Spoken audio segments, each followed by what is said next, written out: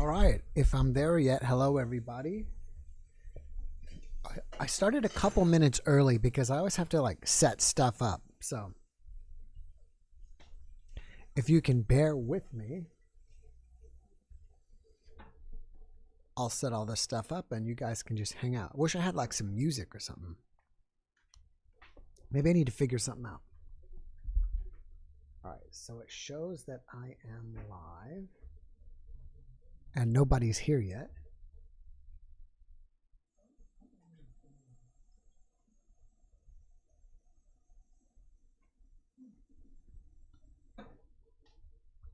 So, and excuse me, as I said before, there's like a back end stuff that I need to set up while I'm getting ready. And we already have our first guest waiting, so that's great too. Let me go to details here.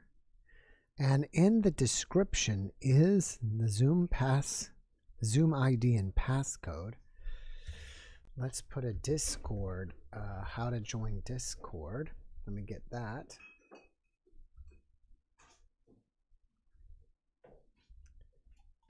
And there is the code for that. And then I'll say we are on a live stream.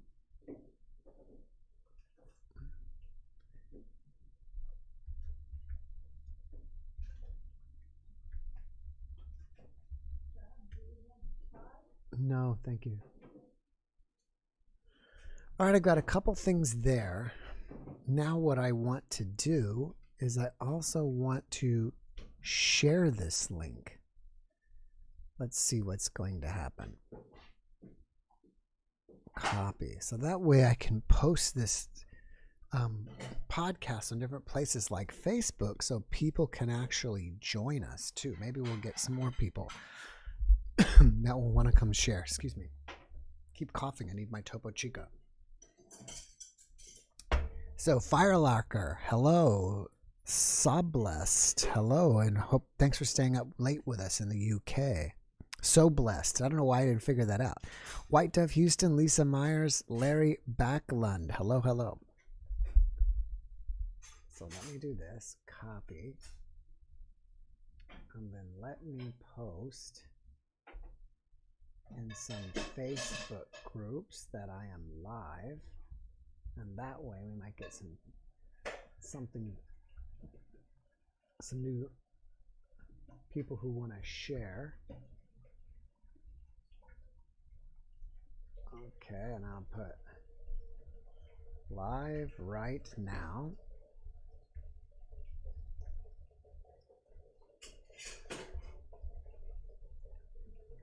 You want to watch, come share your experience. And then I'll put the actual link. Perfect. And then let me do just one more after this one and we can get started, I think. And I wish I had the health tip of the day, but I don't, unfortunately. Let's see. There was another one that I wanted to do. Here we go. Let me add the picture. And again, thank you guys so much for waiting for me to do this. I appreciate that. And since Saturday in 2 weeks is Christmas Day, I won't be doing the podcast that day. But I was thinking about, because we talked about a Christmas podcast, so maybe next Saturday we can do kind of like the Christmas podcast. And I was talking about doing something like, if you want to share your miracles or Christmas miracles or something like that.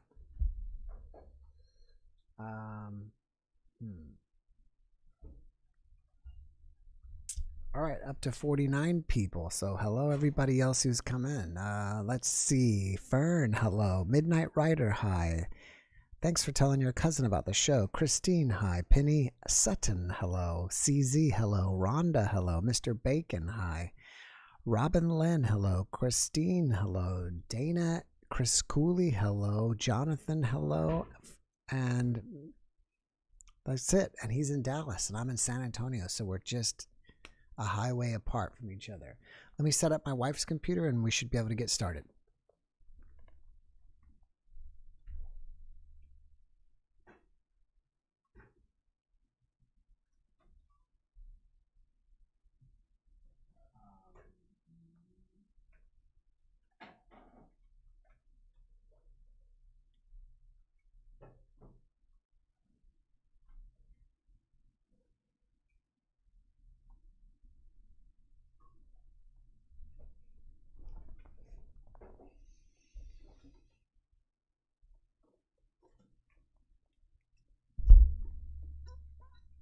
Okay, so we have Alba here. Alba has been sharing with us for the past 2 weeks.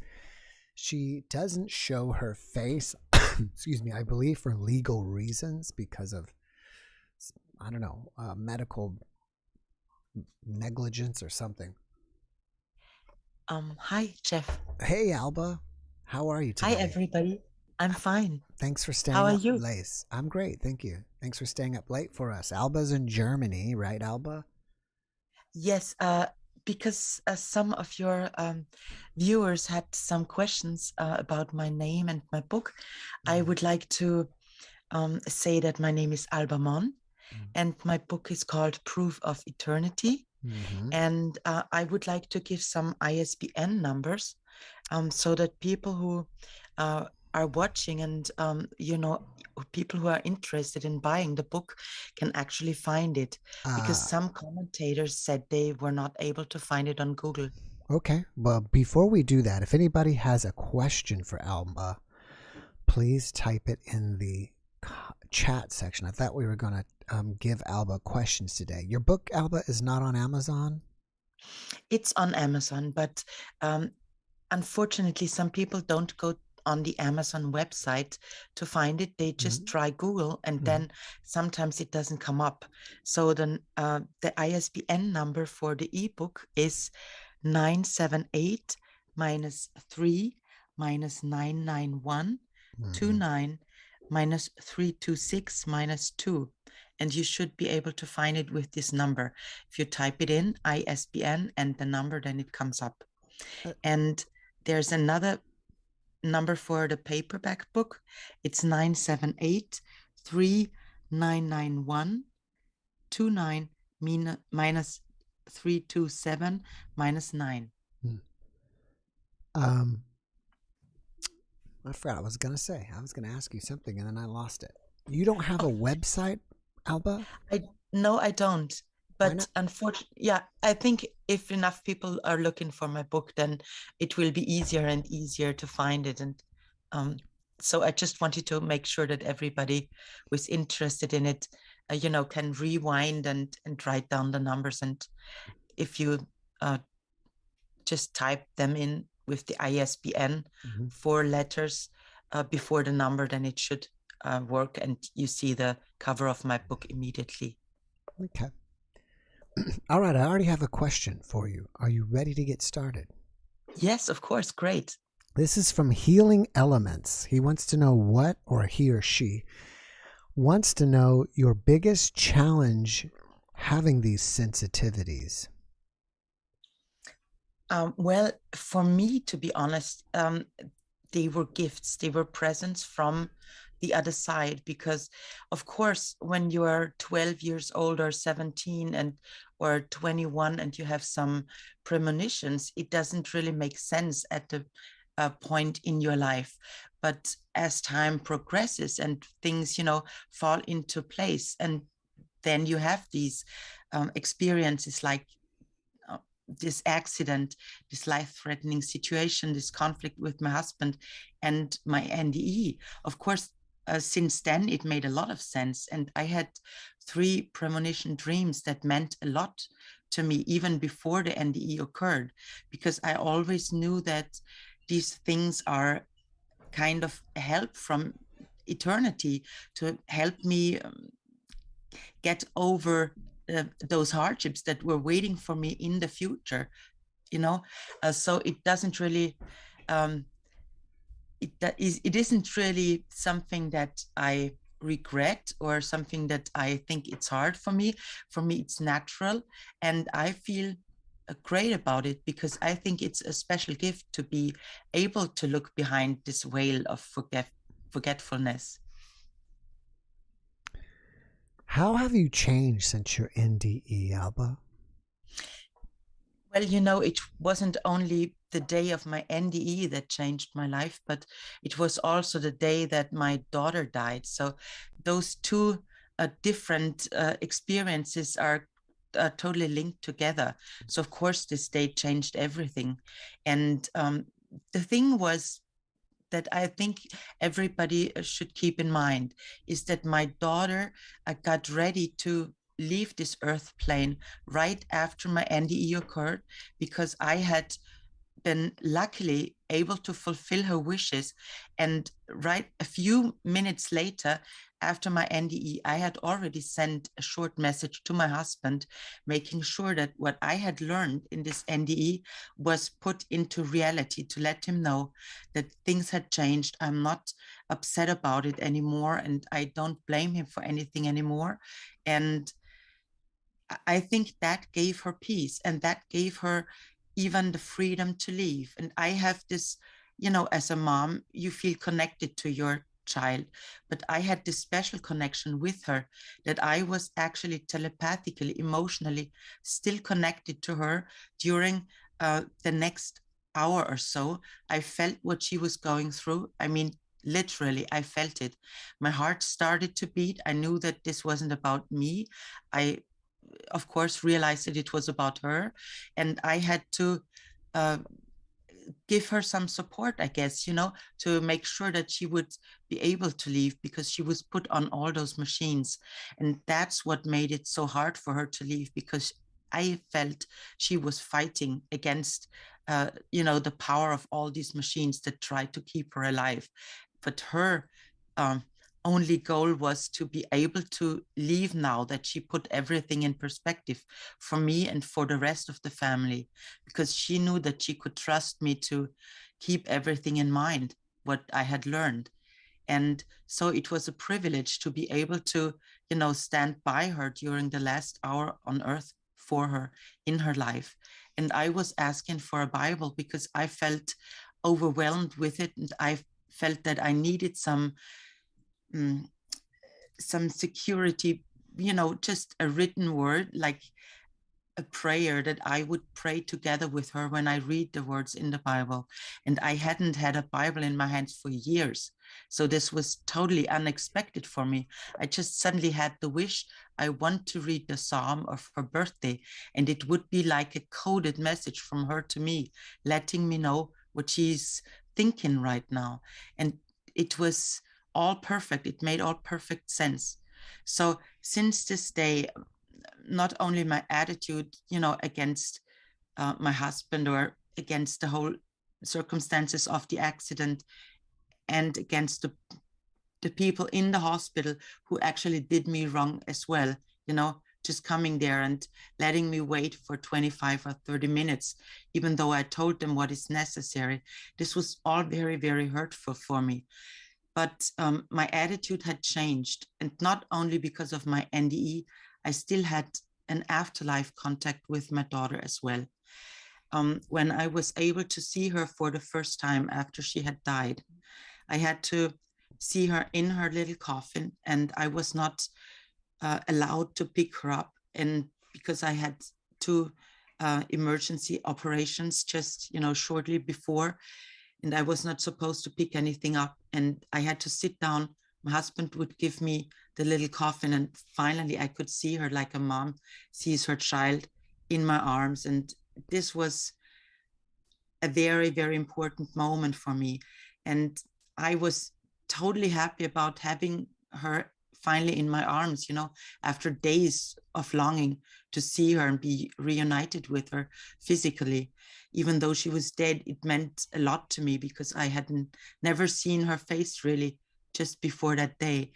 And in this situation, in the greatest happiness about being reunited with her, and in the greatest grief to, to see your dead child. It's not easy. And I really heard her voice, like in the telepathic discussion. And she said to me, Mom, don't be so sad. I'm so glad. I'm so happy that everything is over. And I knew that she was around me from that point on, because obviously she knew what I was going through. And this was a very important message for me, that actually for her, everything is absolutely fine. And my grief is a fact for her, but she would wish that it wouldn't be so hard on myself, And I realized that she had fulfilled her destiny. That's why she left right after my NDE. And she would wish that I would, in some way have the same attitude, that I would just keep in mind that she's not dead. She's still alive in eternity. And I wrote my book, my whole story, for people to realize that our deceased loved ones, they are not gone. They are really interested in how we are doing, and they want for us to be, okay with the situation and to be happy even, because we would wish the same for them if we were in their shoes. All right. Let's see. I know I saw one more question. Let's see. Where did it go?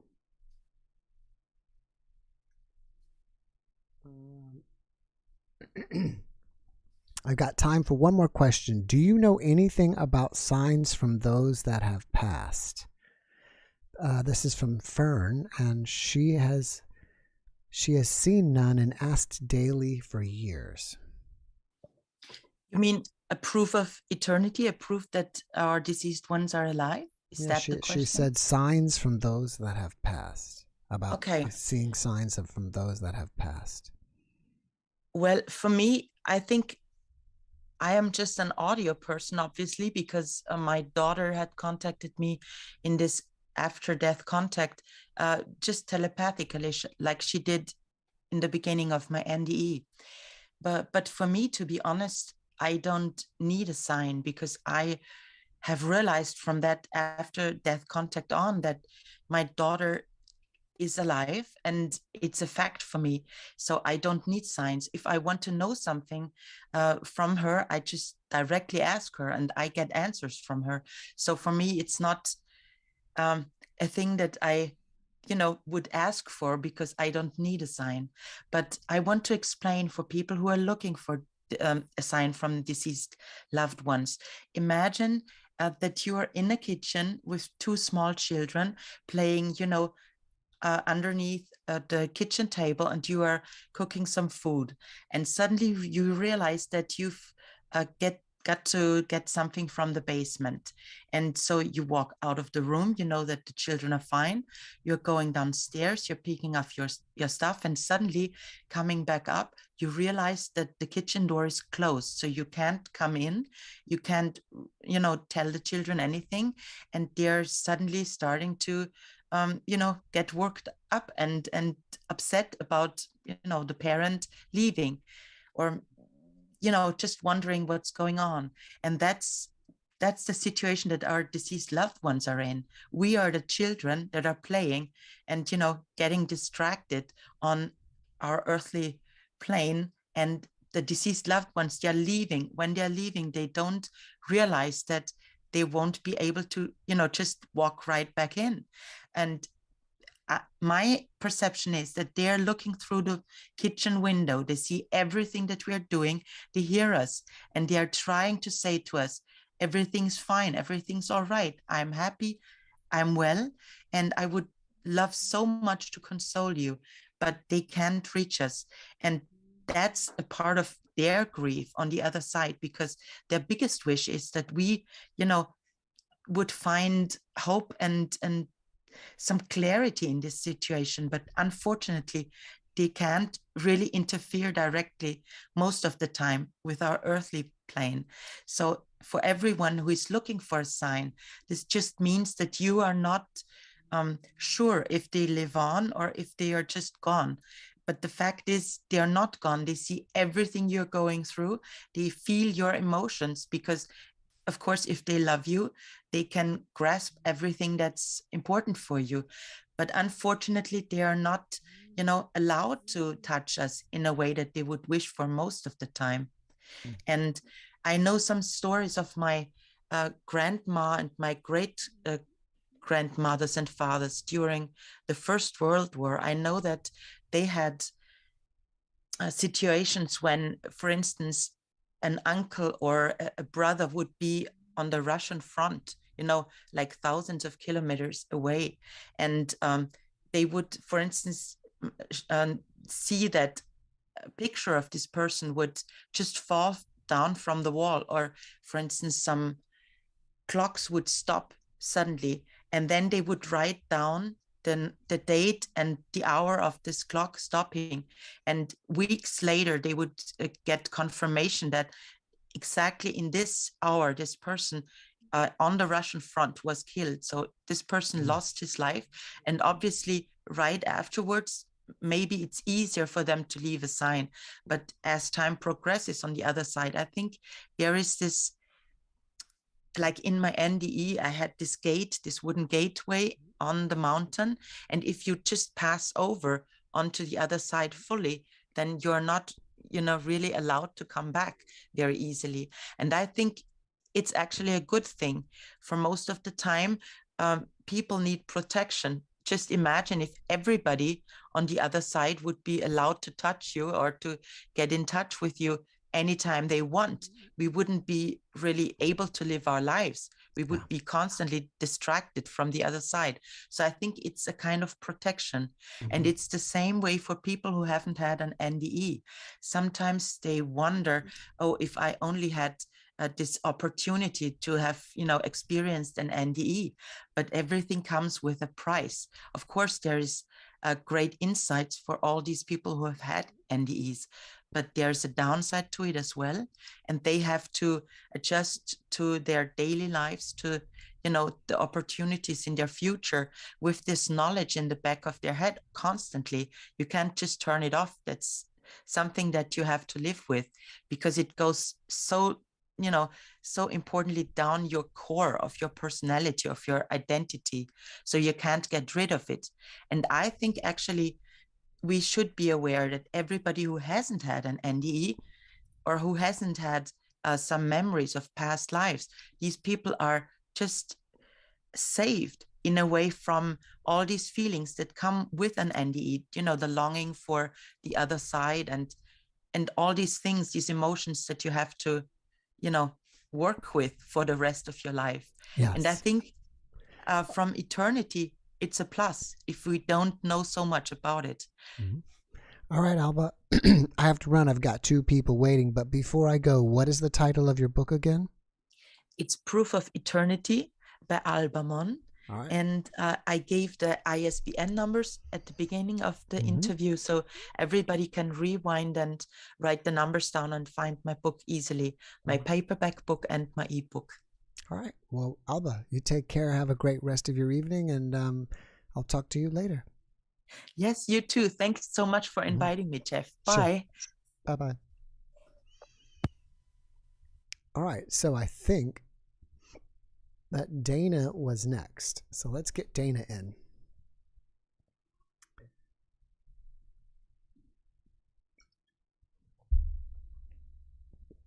And while we're waiting for Dana, I did a podcast. I recorded one a couple days ago with Dr. Eben Alexander again and his partner Karen Newell. And this was on their sacred acoustic, their sacred acoustics, which is their meditation. Let's see, ask to start video.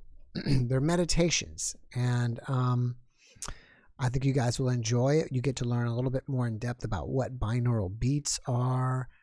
We talk about the brain wave states, like being an alpha, beta, gamma. And also, which is really nice, is, I don't know if it's a special or not, but they have like a set of, I think it's 4 different ones, or I don't know how many different meditations are in there. But I think the price is $19 if you're real serious about wanting to start meditating with music and guided meditations. And they're having a deal that if you can't pay for it, they'll even give it to you for free. So I think that's really nice. That will be coming up tomorrow evening is when I plan on posting that. And Jeff R, thank you for that super thanks. I appreciate it. All right, I'm going to put Dana back in the waiting room, and let's try Felix. So as I was saying earlier, I think I'm going to take off Christmas Day, which is in 2 weeks, Saturday. And but if you want to do and maybe a couple weeks ago or so, we talked about doing a Christmas miracle special or something like that, anything Christmassy, and that will be next Saturday. So if you have any Christmas miracle stories or experiences, we can that'll be really cool that we can talk about those. Fern Schaefer, thank you for that. Super thanks. I appreciate that. So we just got to get Felix in and we'll keep going. Let's see. Ask to start video. We've got 167 people here. That's great. So that means that 2 people could come in if it's just 1%, about two of y'all. So we have space for more. And let me see what other I can tell you about what's upcoming on the podcast for you while we're waiting for Felix. Oh, well, Felix is here. Felix, can you hear me? Can you hear me too? I can hear you, but you're a little bit silent. Yeah, it's a little bit late here. Oh, it's 2:00. Where are you calling? Where are you zooming from? I'm zooming from Germany. From where? Germany. Oh, Germany. That's interesting. Yeah. My last guest was from Germany. What part of Germany are you in? A little bit in the south, close to the border to Switzerland. Oh, nice. It's probably up there in the Alps, yes? German Alps? No, the Alps is a little bit quite far from here. We are just at the border to Switzerland. We call this area Baden-Württemberg. So it's close to Bayern a little bit. I couldn't pronounce that. It took me time to practice that. So, well, Okay. thank you for coming in. What's going on with you, paranormally or supernaturally? What kind of experiences? Not so quite actually, but I had a paranormal experience when I was still in Cameroon in 1996. Wow. No, in 1995, sorry. Mm-hmm. And it came when I went and tried marijuana, to smoke marijuana. Yeah. So when I did smoke it, I noticed that my soul left my body totally. So I found myself in a place where, in another dimension, in another realm, totally different from what this world is. Mm-hmm. And I met certain beings immediately I met them. It's a long story. I'm just cutting everything short. Let me stop you for 1 second. The audience is saying that they can't hear you. Is there any way you can speak louder? Yes. I hope they can hear me now. Yeah, I think so. I think it will work. I can hear you pretty good. Okay. So when I took this marijuana, it seems as if my spirit left my body totally. Mm-hmm. And I was trying to hold my spirit back. I kind of feel as if I'm two. One, this real Felix, and the spirit trying to leave. So I thought, I'm going crazy. I'm not going to retain myself again.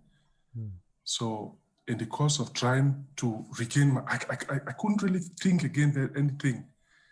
So I just went behind a dumpster and then laid down. So as I laid down behind this dumpster, I was open to another dimension, totally different. Mm-hmm.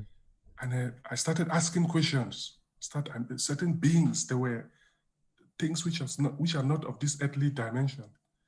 So I was asking them about my life, mostly. My intention that time was to travel to Europe. So I asked them, am I going to go to Europe? They say, yes, you are going to go to Europe, but not this year. And before you go, you will go through a lot of difficulties. That was the first thing I asked. The second I asked was, is there a God? They said, yes, with such a terrible affirmation. I asked, is there Jesus? Did Jesus ever exist according to the stories we know in the Bible? They said no. Mm-hmm. Wow. They said definitely no.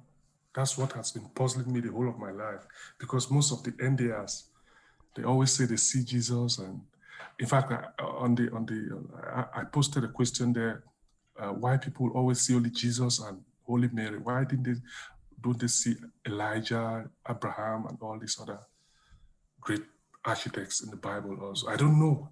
But these beings, they told me definitely that Jesus never existed, as according to that story in the Bible. Yes. What religion are you? Well, I was raised Catholic. Mm-hmm. And as a Catholic, I always had this contemplation. I didn't know. I said, but I couldn't wrap my mind around the point that God had a son.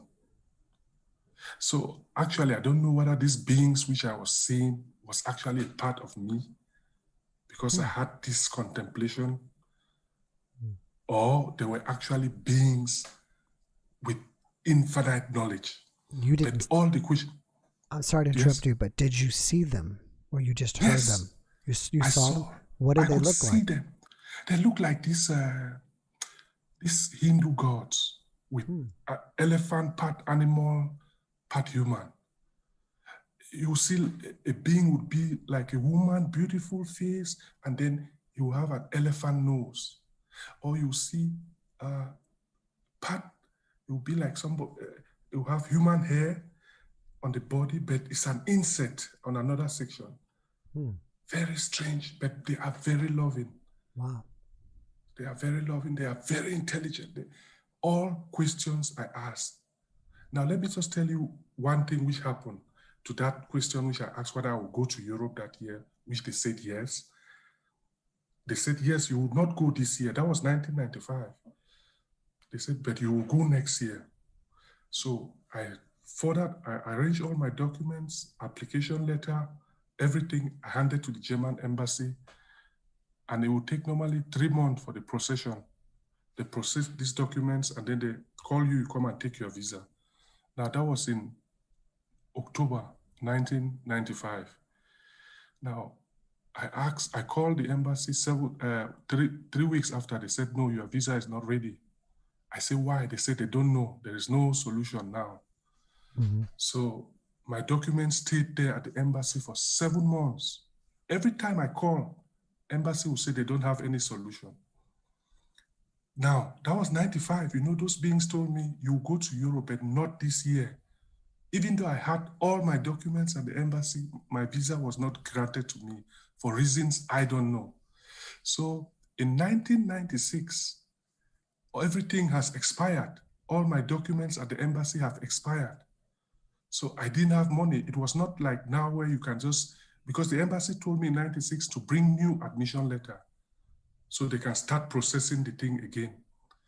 So it was not as if, it was not like this time where you can just do everything online and you have a new admission letter.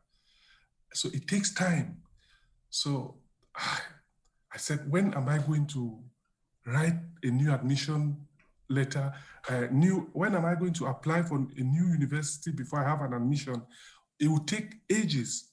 So what I did was I told a friend who had an admission letter to give me his admission letter. I took it, photocopied it, wiped his name, typed my name, and then faxed it to the embassy. Wow. When I did that, the embassy took it, faxed it here in Germany. And after 3 weeks, they said I should come and take the visa. Well, I'm not going to tell the German immigration about that letter. Up till today, I don't understand what happened. But that's how I got visa. After that vision, I had it in my mind. I said, if this is true, by any means it will happen. It happened. So the real question is now, what do you feel about Jesus since it happened? I don't know. I'm trying every day to wrestle my mind on that. Because first of all, you know, the idea of Jesus is similar. There are more than 12 other deities which have all these attributes we see in the Bible. Born of a virgin, 12 followers, Son of God, and so on. All this, there are other books which also, they are holy ones, have all these attributes. So I don't know if it's really a person they are alluding to, or it is some kind of a figure or something deeper. Do you know the works of Neville Goddard? I do not. But I was thinking Yes. that there would, at some point, somebody's probably going to leave a comment and say that those beings were demons trying to trick you. But look, all what they told me was it has happened. They told me even What else did how they long tell you that happened? They told me how long I'm going to live in this world. How long you're going to live? Yes. Well, that's scary. They told, you know the day of. No, I'm not scary. It doesn't scare me at all. They told me our family structure. There was. I don't want to go deeper because maybe some other person may look it and may feel irritated. But they told me many things which are happening today, 25 years ago. Wow. So many. I just took this one of admission letter to elucidate how things are so convoluted, but yet, you see, it is a knowing. What they told me, when I got up from that dumpster and walked home, I was sure this is true. I knew this is true. And then, you see, if it is evil, you don't feel that love. That love feeling. At one point, they took me and showed me a certain hall with handicapped people, leprosy. They said every person is one. I don't know what they wanted to tell me through that, but I felt this love feeling, which NDEs always say. That's why I felt it. Right. And then they warned me never to try weed anymore. That's good. Yes, I will never, and I don't even have a longing for it. I don't even have it. That's good, yeah. But I don't know. The only complexity about this story is that I don't know if it's complex, but I've spent years trying to find out if indeed Jesus did existed. I don't know. Well, are you still a Catholic? Oh no. I know there is a bigger awareness in this earth, and I know we are all linked, but I don't think what I saw there is totally different from what we read on the Bible. Totally different. There are so many things, Jeff. I will maybe write it to you. Well, what I want you to do is come back next week if you feel like staying up late, and tell us more about the things that you were predicted that have come true. Yes, maybe. If you don't mind, hopefully I see you back next week. Okay, Jeff.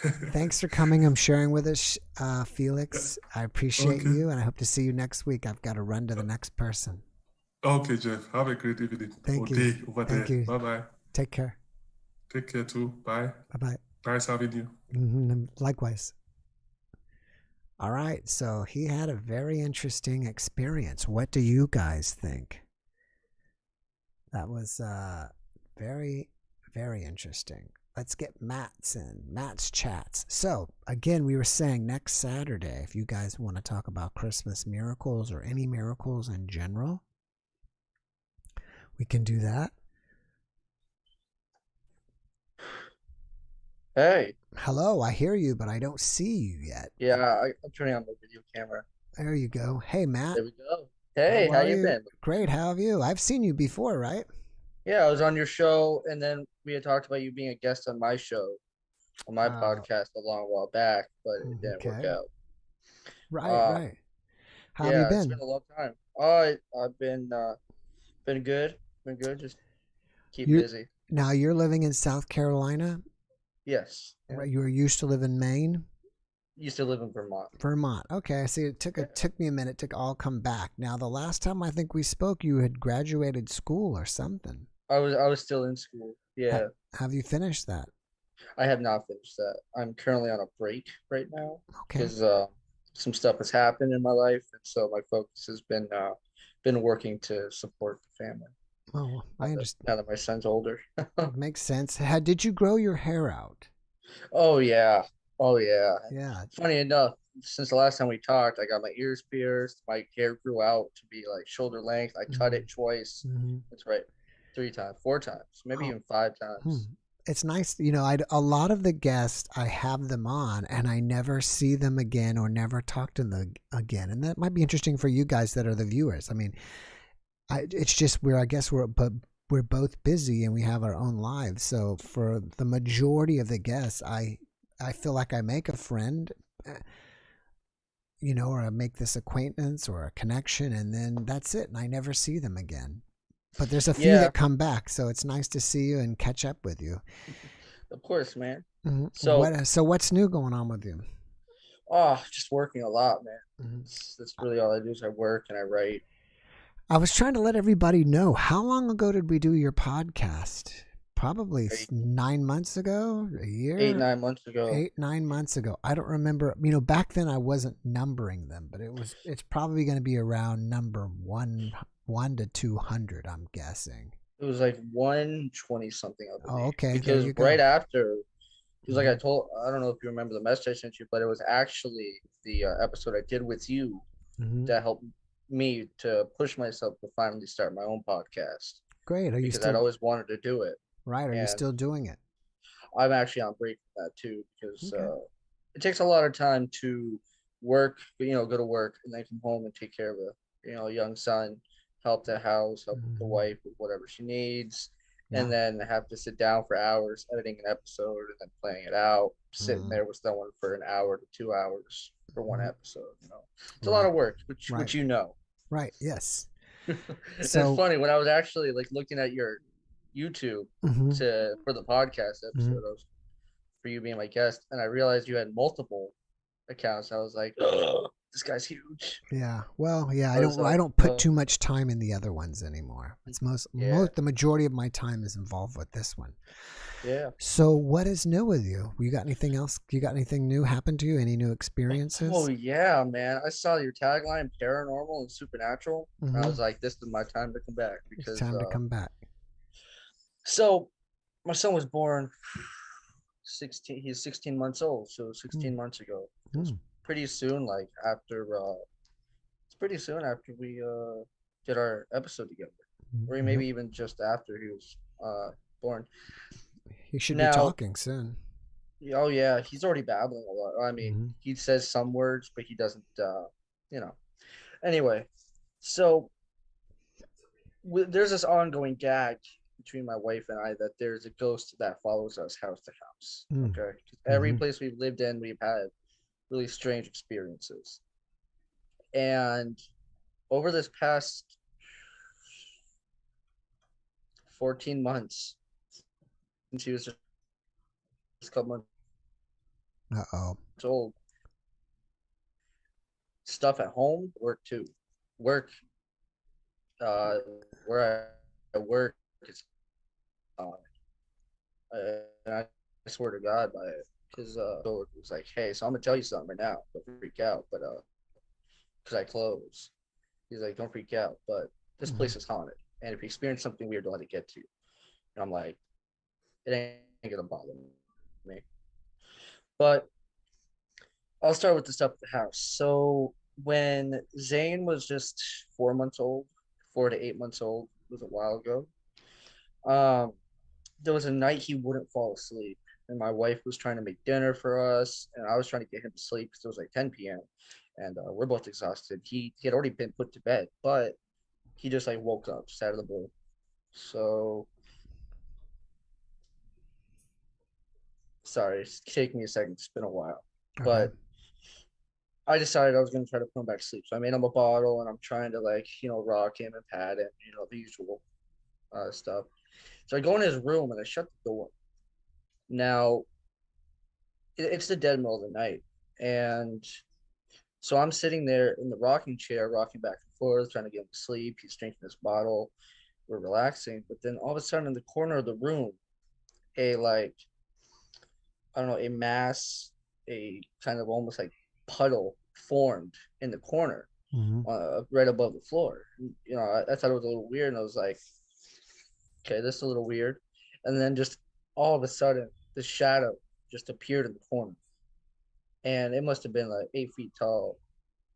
And I was just staring at it, and it was just kind of the shadow was faced towards me and Zane, and I'm just looking at it. And I think for it was about 5 to 10 minutes because I didn't want to move because he was finally falling asleep. So I'm just sitting there staring at this thing and staring at it, and it's not moving. It's not doing anything interesting.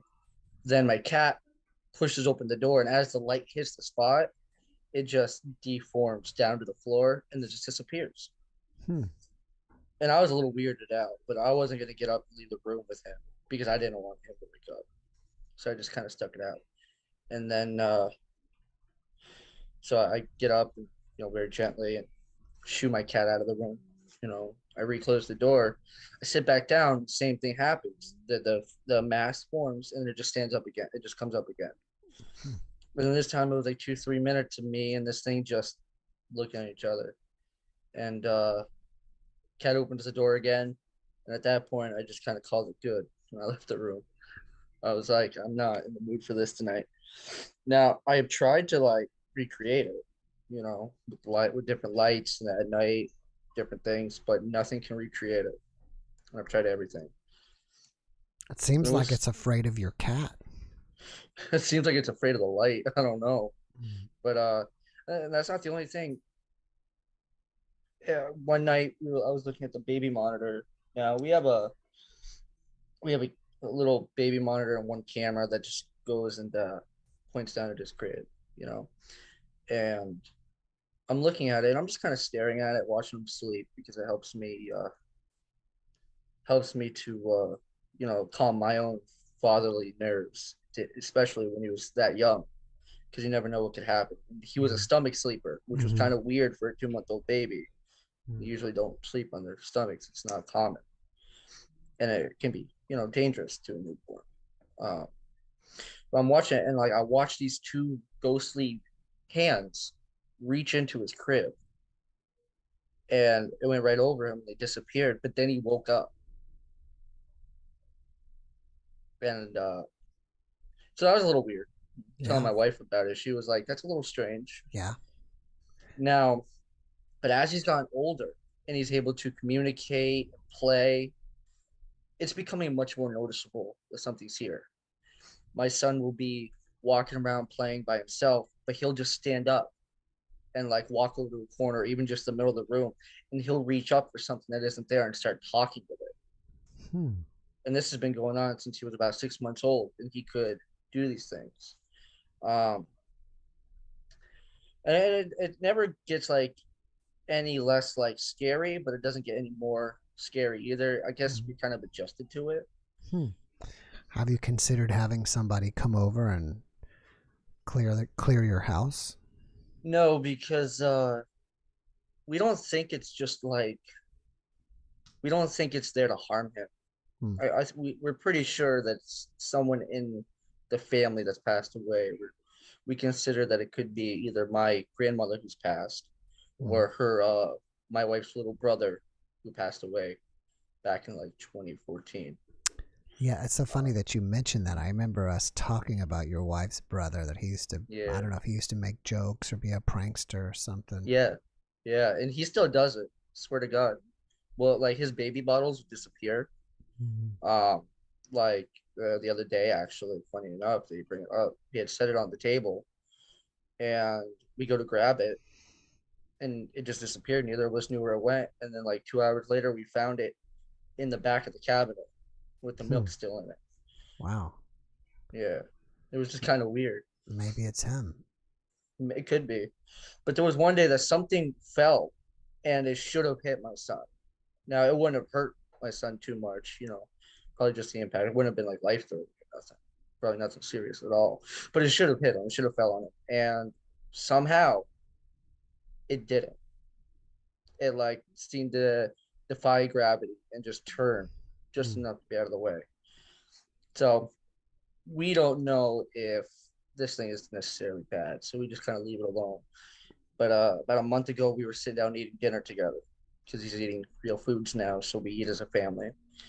And I had noticed a shadow kind of appear right in front of our pot rack, where we keep our pots and pans. And it had just kind of like drifted over the entire thing and then onto the kitchen cabinets. I thought maybe it could be a shadow from like a car outside, but that's not possible. But I was just trying to come up with something. But then the weirdest part happens. My son turned to the exact spot I last saw it and started reaching for something and talking to something. Have you considered inviting a medium over and seeing if you can get in contact with this being? I haven't actually, because I just don't really think too much of it. For me, it's just kind of a daily part of life. And my wife just doesn't really think about it, even though I do think about it a lot. It's kind of weird, but it's just kind of daily now. Like just earlier when I got home, he was doing it. It's like an invisible roommate. Yeah, pretty much. One that doesn't really eat or drink the food or get into anything, just seems to play with my son, which is great because it's not doing anything harmful. It's not hurting him. It's not hurting us. So we just kind of let it be. But let's get on to something more interesting. So I work at a gas station here in South Carolina as a cashier. Just something.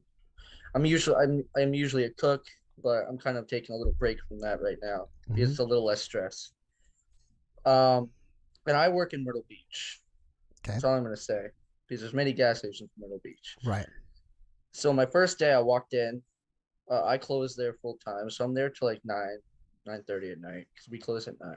And my first day, my coworker says, "All right, man, this can sound weird and wacky and crazy, but I'm gonna warn you now. This place is haunted.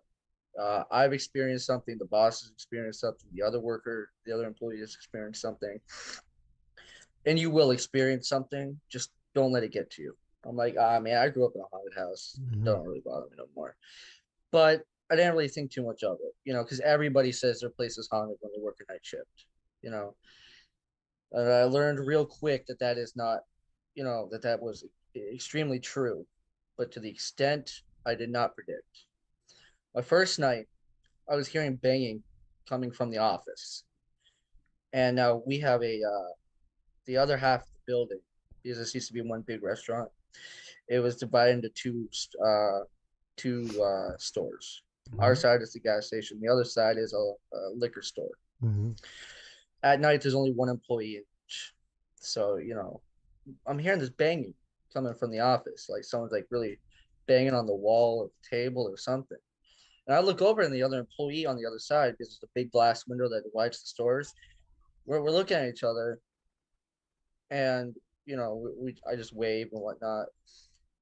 And I go to look in the back, and there's nothing in there. The bang stops as soon as I get to the door.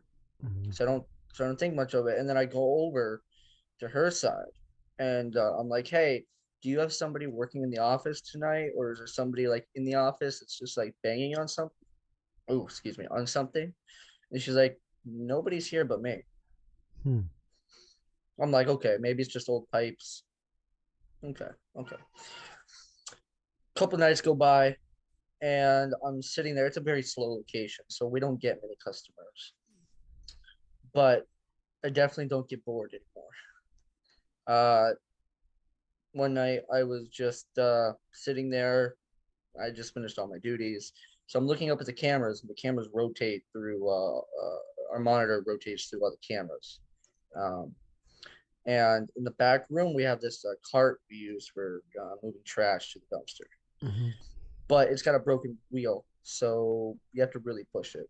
You have to really give enough force to push it. It can't just be moved by the wind. Because I have had it out during the windstorms at that point, and it wouldn't budge. So I'm looking at the camera, and I watch it move from one end of the room to the other by itself. Like I'm literally watching it cart itself over. And it's perfectly flat. And this didn't happen any of the other nights. Okay, that's a little weird. Okay. And then about a week later, I'm working, and the beer barn, which you know what a beer barn is, right? No. It's pretty much like a big cooler that's built into gas stations where they hold like all their beer, so it's cold and people can just walk in, grab it. Oh yeah. I never knew that. I never heard it being called that. That's what we call it. So that's kind of the name that's kind of stuck in my mind at the moment. But the door opened by itself, and I watched it open by itself, wide open, and then shut itself. And there was nobody in the store with me. And I hadn't had a customer for an hour. So that was a bit strange. And then, has anybody ever died at the store or died in the parking lot or anything like that? I never really thought to ask that, but I wonder, because the actual building itself has been around a long time, many, many years. And before it was what they are now, it was a restaurant. Before that, it was like a mom and pop shop. Right. That was privately owned. So, I wonder, because I believe the original owner of the building passed away. So I'm wondering if he just kind of sticks around. It's funny when you said you kept looking through the security cameras. It reminded me of this game. I don't know if you play video games, but it's called Five Nights at Freddy's. I remember when that first came out. Where you have to look through security cameras. So I was like, that's the first thing that popped through my mind, when you said that. I was going to say it's kind of like Five Nights at Freddy's almost. I remember when that game first came out, that game scared the crap out of me. Yeah, it's scary for a lot of people. Just pop out at you and you're like, oh. So another night, I had heard the beep from the door opening, but nobody had come in. Nobody had left. So it was a little strange, but it was that time for me to check the bathrooms, because we do an hourly bathroom check. Corporate policy to keep them clean. Okay. So we have a tablet that we have to check in on, take pictures of the bathroom so they can see every hour that they're clean. So I was doing my check, and I knock on the female's door, on the women's door, no one in there. So I just take the picture and move on. I knock on the men's door. At first I didn't. At first I tried to open it. It was locked because I didn't see anybody come in for an hour. So I didn't think anybody would be in there. So I try to open it. It's locked. And I knock on the door, and I hear a voice say, it's occupied. I'll be right out. So I'm like, okay, no problem. And so I walk back to the register, and I stand there waiting for them to come out, because I want to make sure no one tries to steal anything before they leave. 20 minutes goes by. Nobody comes in the store. Nobody leaves the store. I hadn't seen the guy.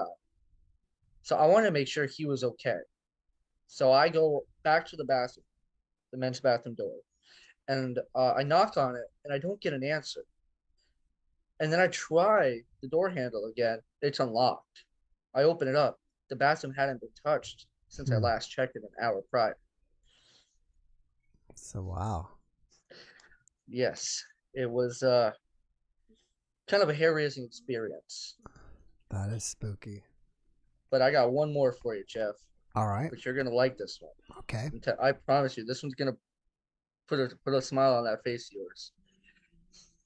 The last night that I closed, about 3 nights ago, I had the most experiences in one night and the most intense experiences in one night. It started out light.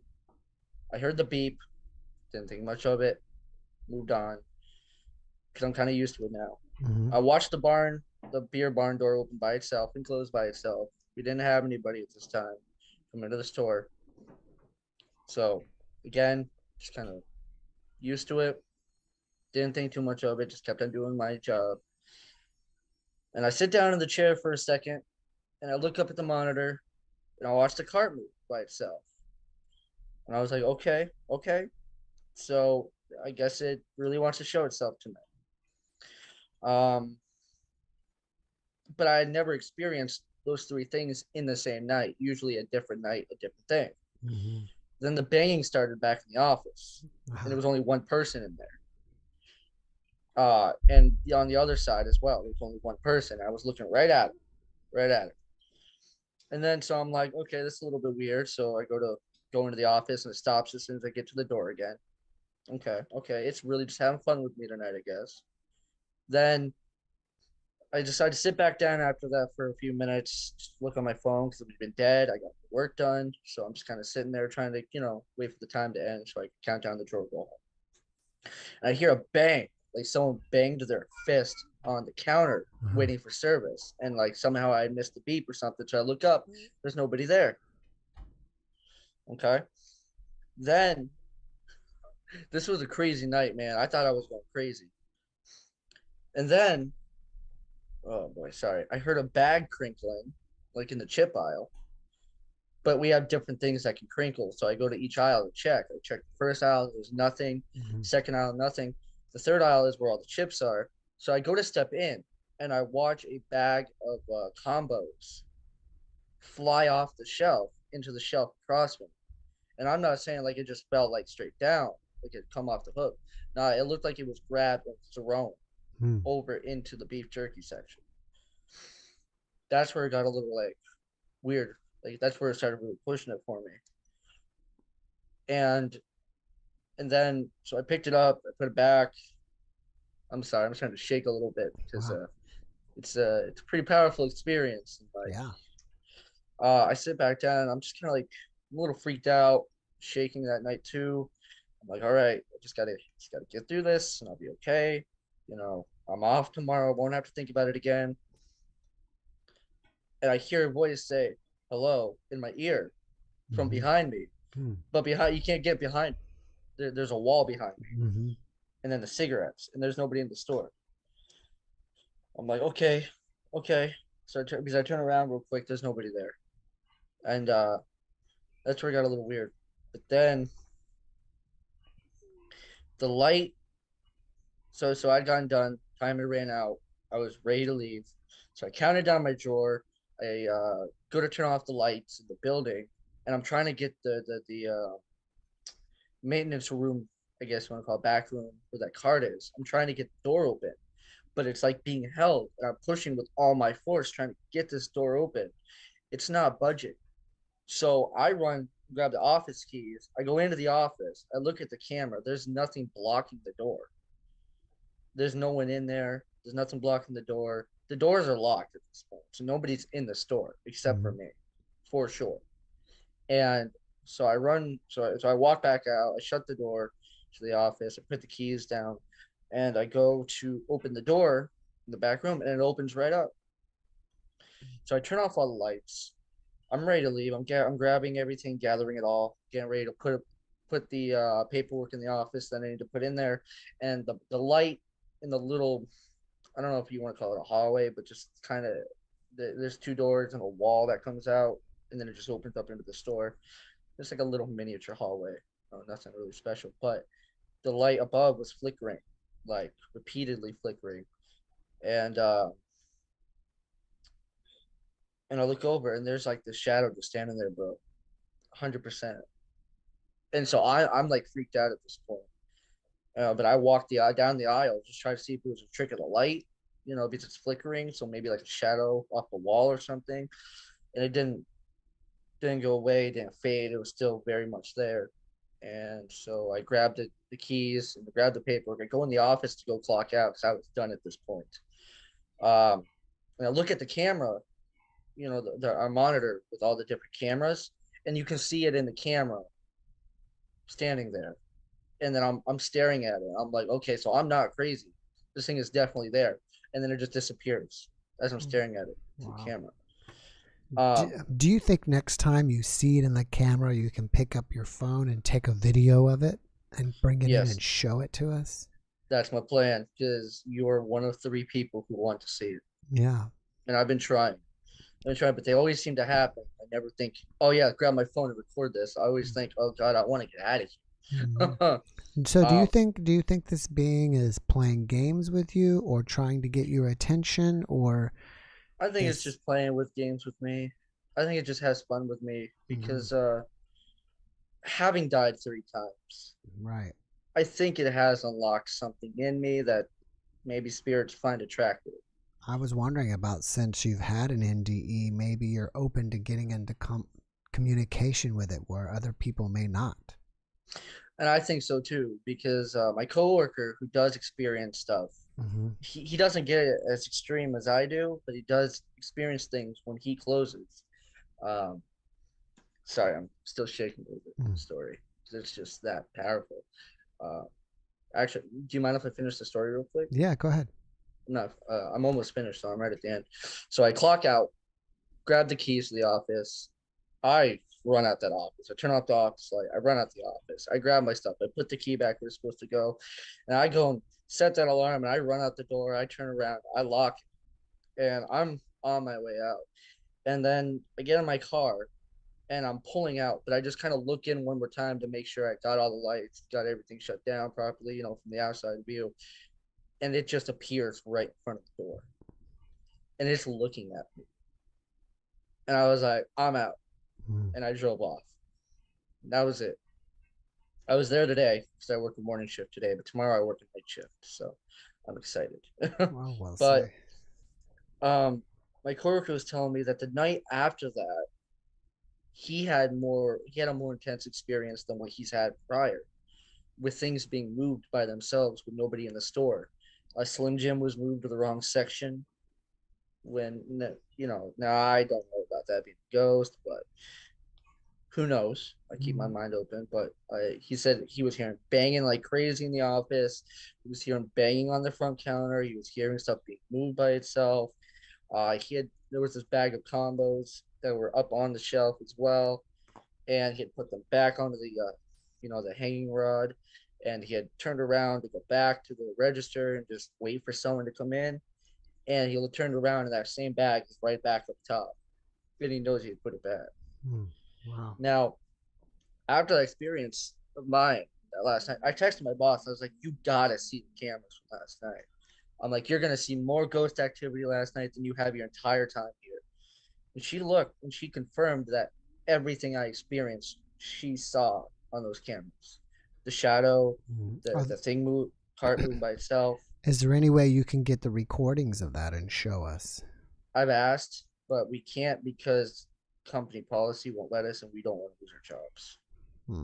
Interesting. We tried. That's too bad. It is. So like, I'm trying to I have a TikTok made, but I haven't posted anything yet. So I'm just waiting for the right time for something to happen so I can record that and get it up on the TikTok. But yeah. So apparently now he's experienced more intense things, and I gotta tell you, Jeff, that was some stuff, man. Yeah, man. I mean, I don't notice you shaking, and I didn't hear it in your voice, so you don't seem like you were too upset about it. But from what you say, I don't doubt that you were. I mean, who wouldn't be?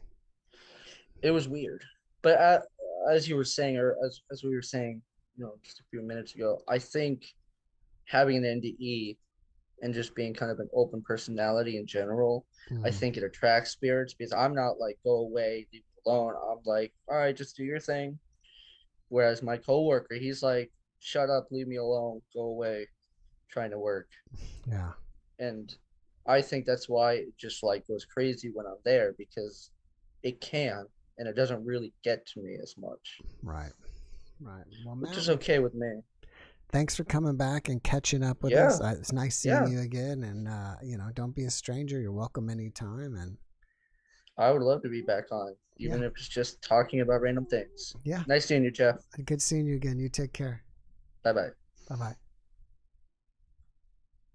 All right. So what do you guys think about that? How would you react if you saw a bag of chips flying across the aisle?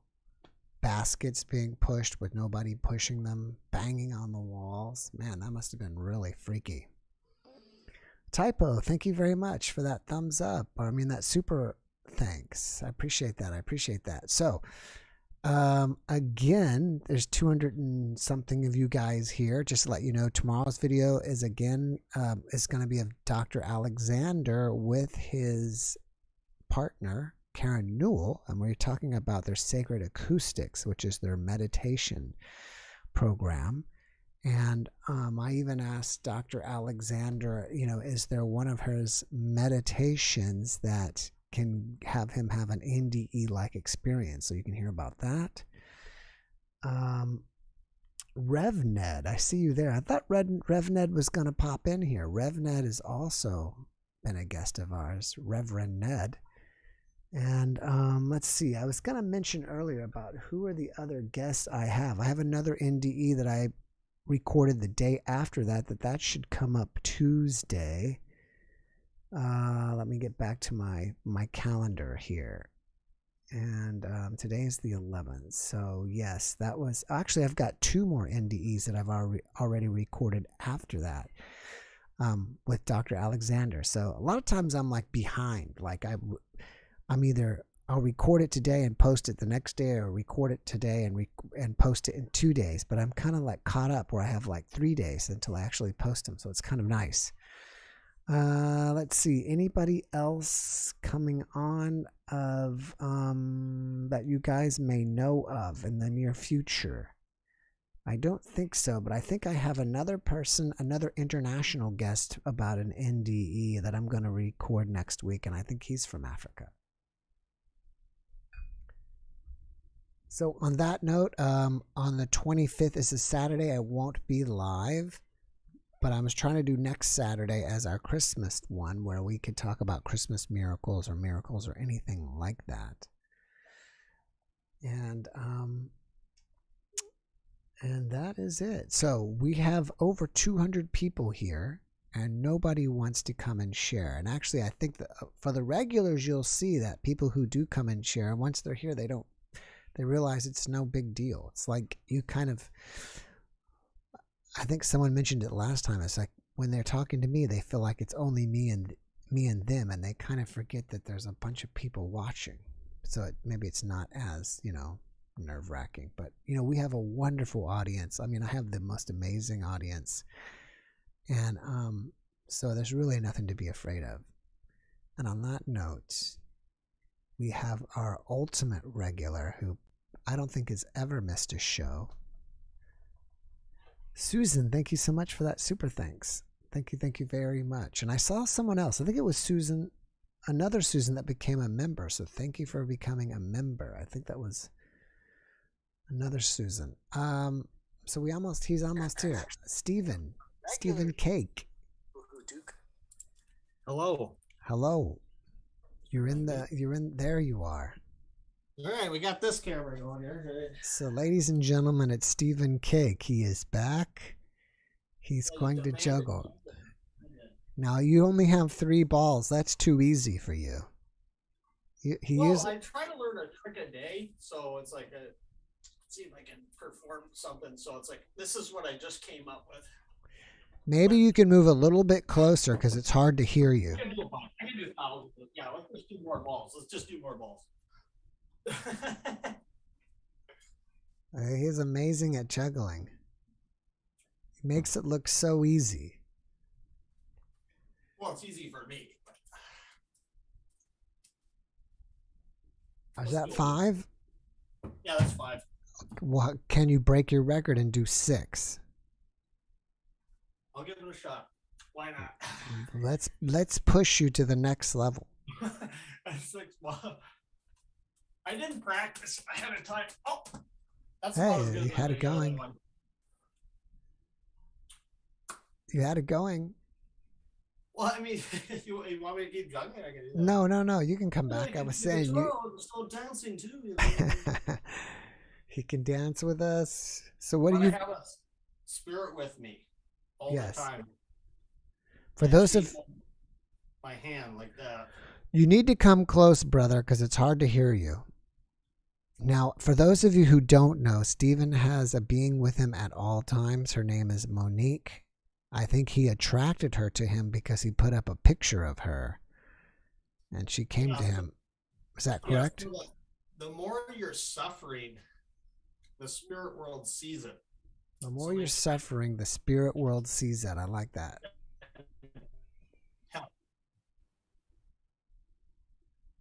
Are you there? The last few days I've been really suffering, so I've been pushed to the edge. I don't know if people can relate to that or not. Yeah, I think they can. My internet must be bad. No, it's just that you're too far away from your computer. It's hard to hear you. Maybe I can switch the video here. That's much better.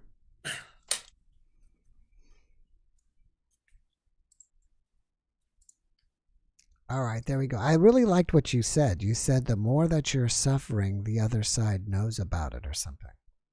Yes, they can see so people here can deny, your problems, but the spirit world could see what's going on. They know and they're helping. Yeah. I saw the chat was talking about can they communicate with you? I had a uncle who was handicapped, mentally handicapped, and I had a dream with them, and it's like you just recognize, they look great on the other side, but you recognize who they are. Did he interact with you? Yeah, he just said, "Oh, yeah, there's going to be some help coming." So, but my life is still very hard. The last few days have been a brutal nightmare. Mm-hmm. Hey, the last 5 years. By the way, you are the perfect person because I talked to you about meditation before and stuff. 1 second. Phone in the background. I had Dr. Alexander on and his partner, and they put out these meditation things, these different meditations that you could download or buy them as CDs and stuff. And they said that if you can't pay for them, they'll give them to you for free. So you can get those for free if you're up for it. And they're actually pretty cool. I was talking on there that one of them I did, there's different brainwave states. There's alpha, there's beta, there's theta. And one of them I did, I think it was alpha that I was doing, and I was doing it, and I had my eyes closed. They're using binaural beats, which are basically like a tone and another tone, but they're off just a little bit, which it creates this kind of wave, wow, wow, wow, wow, in your brain, and it felt like it was like massaging my brain.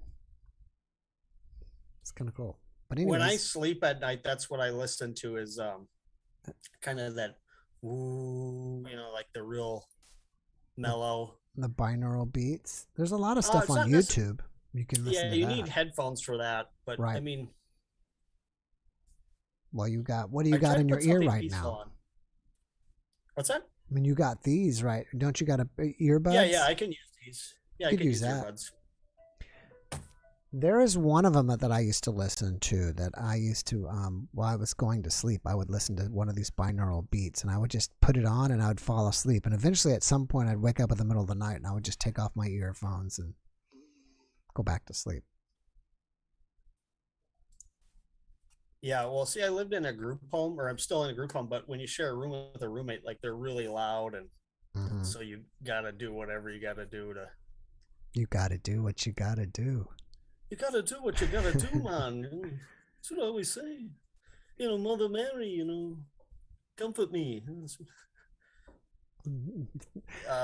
Yeah, Paul McCartney is really spiritual. You should have him on. I would love to.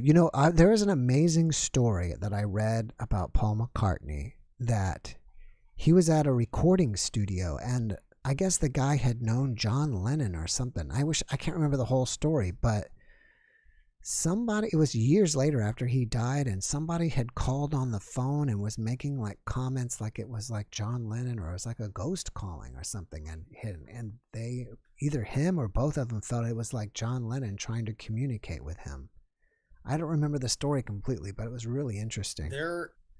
Their manager, Brian Epstein, died, and they said he communicated with them after he died.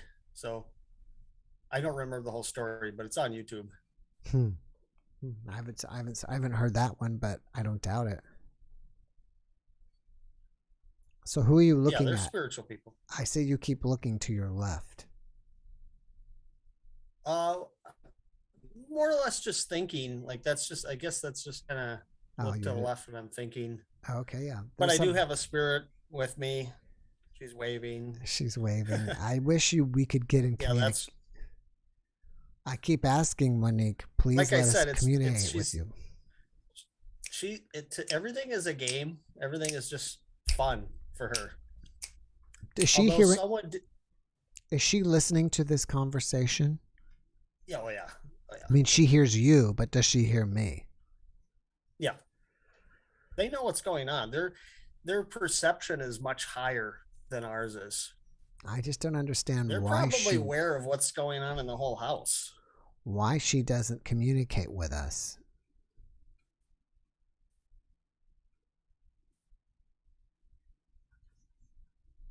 Well, I don't think that's because they were talking about that earlier. It's like part of life is kind of living by faith in your principles and what's inside of you, instead of, God could just tell everyone what to do at every second of the day, but he wants us to live and then we judge ourselves. I'm sure that, you've done so many near-death experiences. I'm sure that you must be getting an idea of what's going on. Right. But a lot of them don't end up, I don't know if any of them have a being that is with them 24/7 like you do.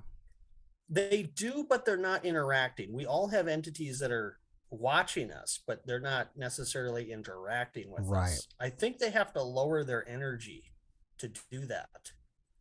Yeah, I think that I had a spirit guide communicate with me, and it seemed like they have to lower their energy down. Mm-hmm. You know, it makes sense. They do have to do that. I wonder if it really is taxing for them to do that. I would assume so. But then they must have to get some kind of energy to do it. Well, then how is Monique doing it to you all the time? That's a good question. But she is in the light, though. She has crossed over, though. So it's not like she's an earthbound spirit. Well, I'm sure they can have... I don't have all the details on this, like what happens when someone dies, but in the movie Beetlejuice, people that died by suicide have to be social workers and come back and help people. So I think that we don't just change when we die, and if we feel like we didn't accomplish something, we might need to go back and help or do something about it. That's interesting. I never thought about that you have to come back as a social worker. I think movies have a little bit of truth in them, like the Willy Wonka, where they all sin, but he hands over at the end. He, asks for forgiveness, hands over, which is like his will, and then he says, "You get to inherit the kingdom." So I think there's like a little message in there that it's not the sin; it's are you willing to ask for forgiveness? And there was a movie Ghost where they could interact. It's like, so why does he want to stay around? Why doesn't he go to the light? Right. Because he feels some responsibility there. All right. Well, is my internet bad? On that note, I have to run, brother, because I had 2 people in line. I just have 1 person in line. But I appreciate you checking in with us every week. I said you are the most dedicated, my most dedicated guest, because you are always here. I don't think you've ever missed a week. You haven't I'm missed here all the time. You haven't missed. This is 1920s. You haven't missed since I started doing live, have you? I think once probably, but I think I was there the first time. And for anyone that's nervous, Jeff is very kind, and you won't be nervous once you're on. So right, I think that's with anybody that I think that helps that I don't interrupt, because once you kind of get into your own flow of talking, you kind of relax. Yes, and it's just a one-on-one. I know there's other people watching. Right. Do you also forget about the audience when it's just you and me? Like, I like to go back and watch it, and then I have a good laugh because I think I'm funny too. Marty, I didn't invent the time machine so you could go back and relations with your mother. Invented for science, Marty. Have you seen there's a picture out there, a recent picture of Marty and the Doctor together from Back to the Future, like 2021. Yeah, they're they'd be both be in wheelchairs and rolled around. Yeah. All right, bud. What? Well, I'm going to move on to the next guest. Thanks for stopping in. I wish you a great week, and hopefully we'll see you back next Saturday. All right. Thank you. Have a good night. All right. Cheers. Bye. That was Steven.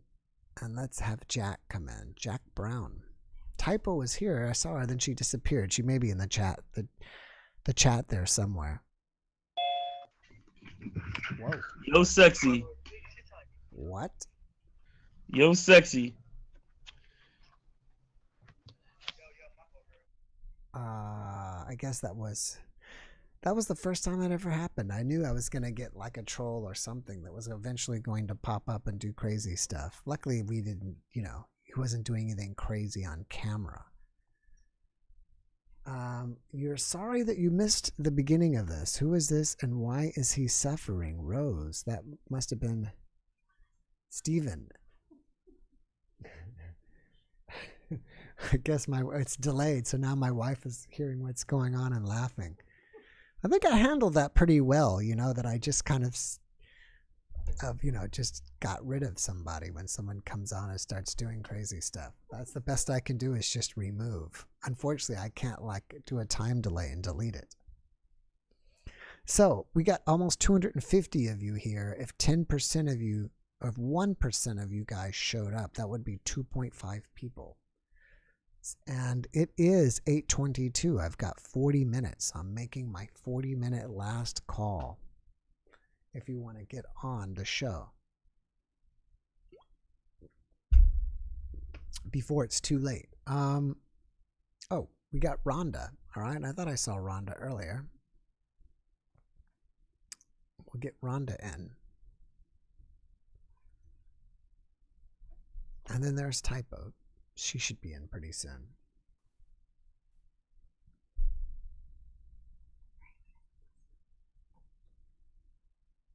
We're almost there.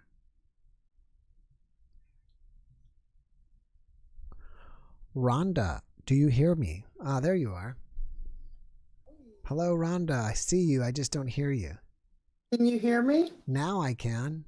How are you? Okay, I seem like I'm having good sound and everything, so yes, you are. good to see you again. I've been Likewise. working a lot, been busy, and I'm still a fan, still a friend. I just Great. haven't had time to jump on lately. That's okay. Welcome back. Do you have anything new going on with you since the last time I've seen you? Not too much new. Let me get this sound down because there we go. Can you hear me? Yeah. It didn't change much on my side. I've heard a few stories, and they're really great stories. People talking about their experiences. And one thing I'd like to mention, because people mention that how real it is when I went in that light. Mm-hmm. It was so real. It was more real than everything I know in the world. And it's hard to, if somebody's not familiar with that experience, it's kind of hard to articulate for something that happened that there was no words for me anyways. Some people might have words, but I didn't. And but it was so real. I'm wondering if over there, if we're existing as energy and we're in this energetic realm and everything is energy, then it's so real. And then when we come here, we have filters, like we have to work through the eyes and work through the nose and all our senses and working through the body, that it's filtered. Does that make any sense? Yeah, everything from that, to me, everything from that original state, that original place. And I'm not a religious person, but I do believe, because I had the experience, and I believe all different things, because the things that happen, they're real in their own sense, in their own way. And I'm not sure how my sound is working. You're working just fine. What about time on the other side? What do you think about that? There's no time. There was no time. When I did come to have full immersion in that light, there was no time. For me, there was not anything except that light. And there was no time. It was how I could try to describe it, is that it was everything. it was everything as one. Mm-hmm. And I would say in our primal essence, our most primal essence, the purest state of our being, the purest state of everything in reality. And I used to hear different trains of thought, people talking about, oh, the other world is more real than this world. And I was like, well, this world is just as real as, but it's hard to, this world as it's come to be so diverse and so much variety all contains that essence. But until you go back to that whole pure essence, it's has its own distinctions in all forms. Have you had any dreams that were as real as it was over there? I not as much as that. I've had dreams where just a couple dreams where they seem like you're experiencing something real, more real or more tuned in than your ordinary dream. Like the difference between watching a movie and experiencing something in real. Some dreams are like you're watching a movie, and some dreams are like you're really there. You're in the heat of the moment. And yeah, I'm not a big dreamer. My love of my life, who I used to be with, Mo, he was a lucid dreamer, and he Mm-hmm. could uh, control his dreams, travel around what he was doing in his dreams, but I can't do that. Hmm. Wow. Yeah. So, what do you think is the most profound thing that you experienced over there besides the realism? Well, I've been trying to still get an understanding of about it, and this is after, for me, after 40 years of experiencing this. It because it was so distinct from everything else I knew in my life that it's hard to assimilate it into regular practical understanding. And so still after 40 years, I tried to, because there was kind of two aspects to the experience I had. And it was very fast, the whole thing all together, but I got sucked in. I was getting sucked in this. It wasn't really a tunnel, how some people talk about, but I was getting sucked towards that light, and everything was going by me, and the momentum was so fast, and it was just traveling through that space and then in the light for me. And it was just so wonderful. To describe how real it was like if you were looking at a little baby laying there and you were looking at a rock. Well, just looking at it, you would say that, oh, well, of course, that baby is more real than that rock. It's more alive, way more alive. And that's how that experience compares to everything I know in my life. It was so momentous of an experience that I've always wanted to share it with people. Mm-hmm. And then I didn't know what was the best way to do that, because you can't just you can't just force it on someone, because in that place, I believe free will is free will is a definite feature of the place I went. To me, I was in the realm of the divine, and God Himself doesn't deny anyone their free will. You're right to mess everything up if you want to, Mm-hmm.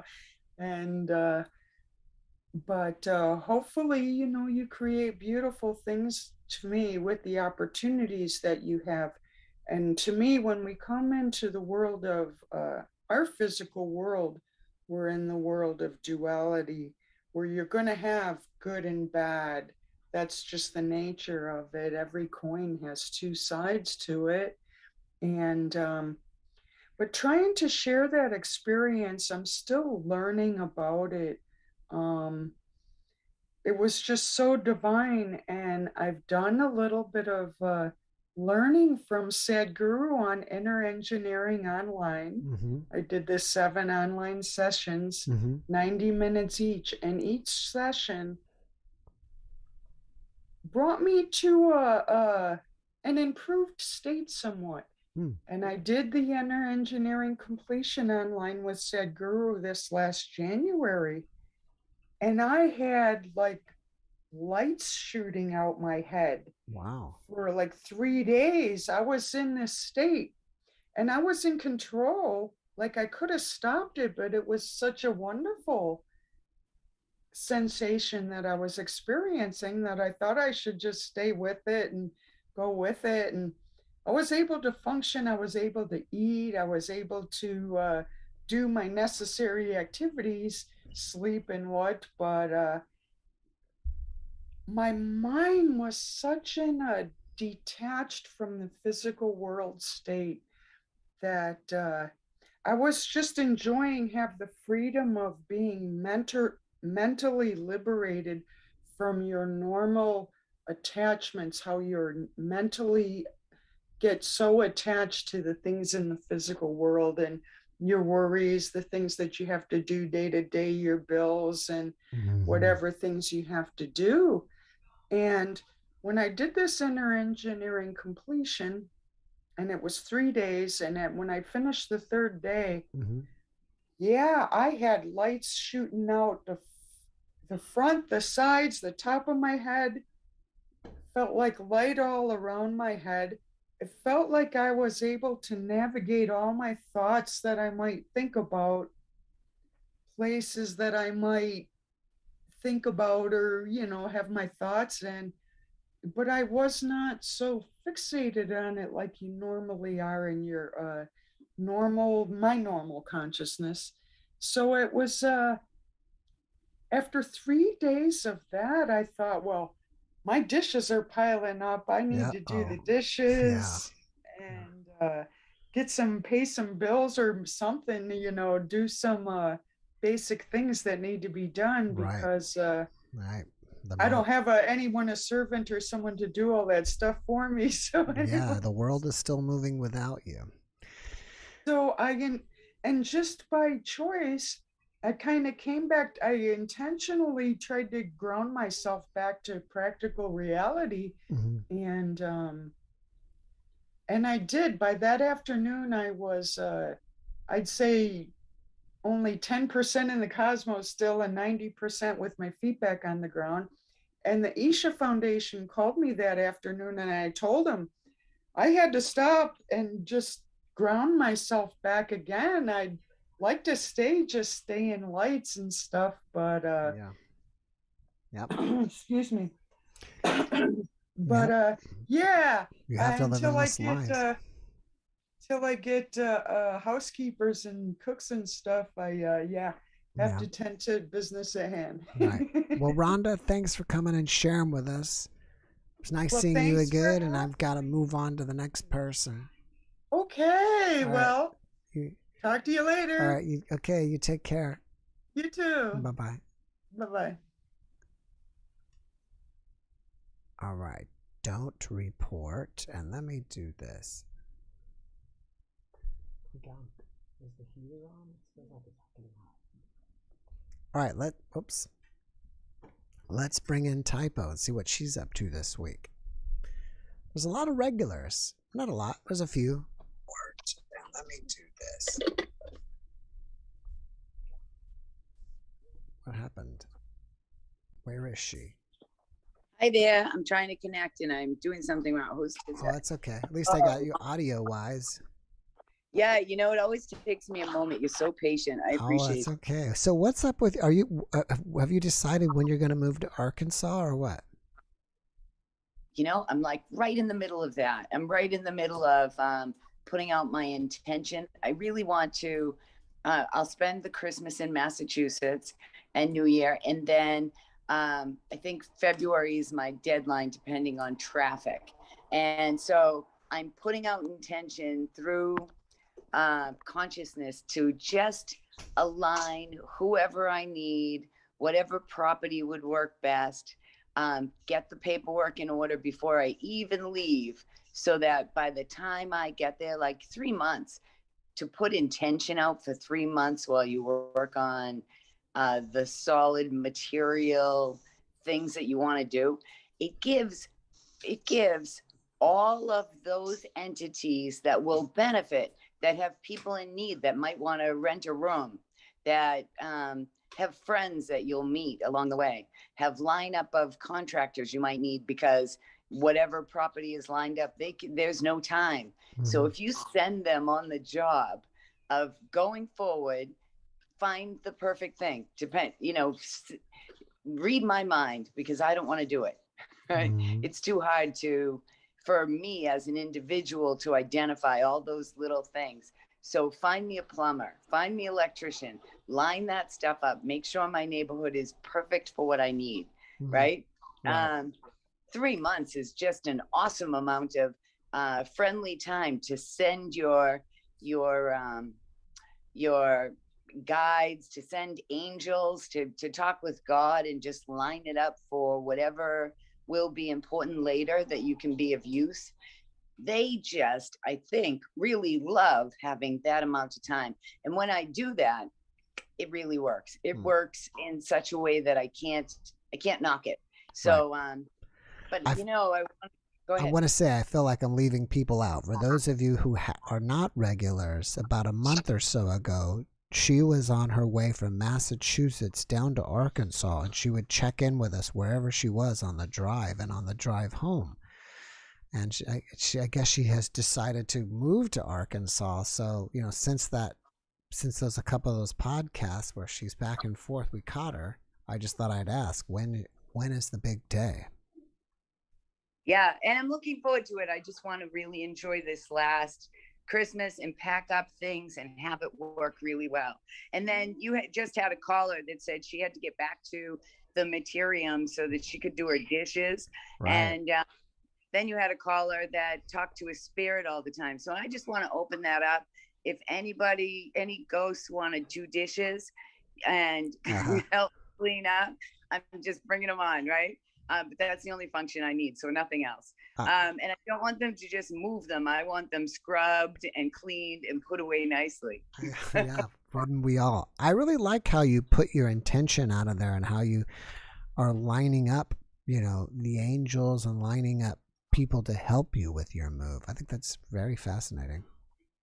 Yes. I met a woman once years ago when I was first practicing, and it seems to me, yes, NDEs have lived it, so they know they can do these things because they've had the experience, so they know it. It goes with the territory, and isn't that what's missing? So because you know it, you can do it because your head doesn't doubt it. Much like what was it, Anita Marjani, right? Sent back, and she says, well, I can't go back because my body is riddled with cancer.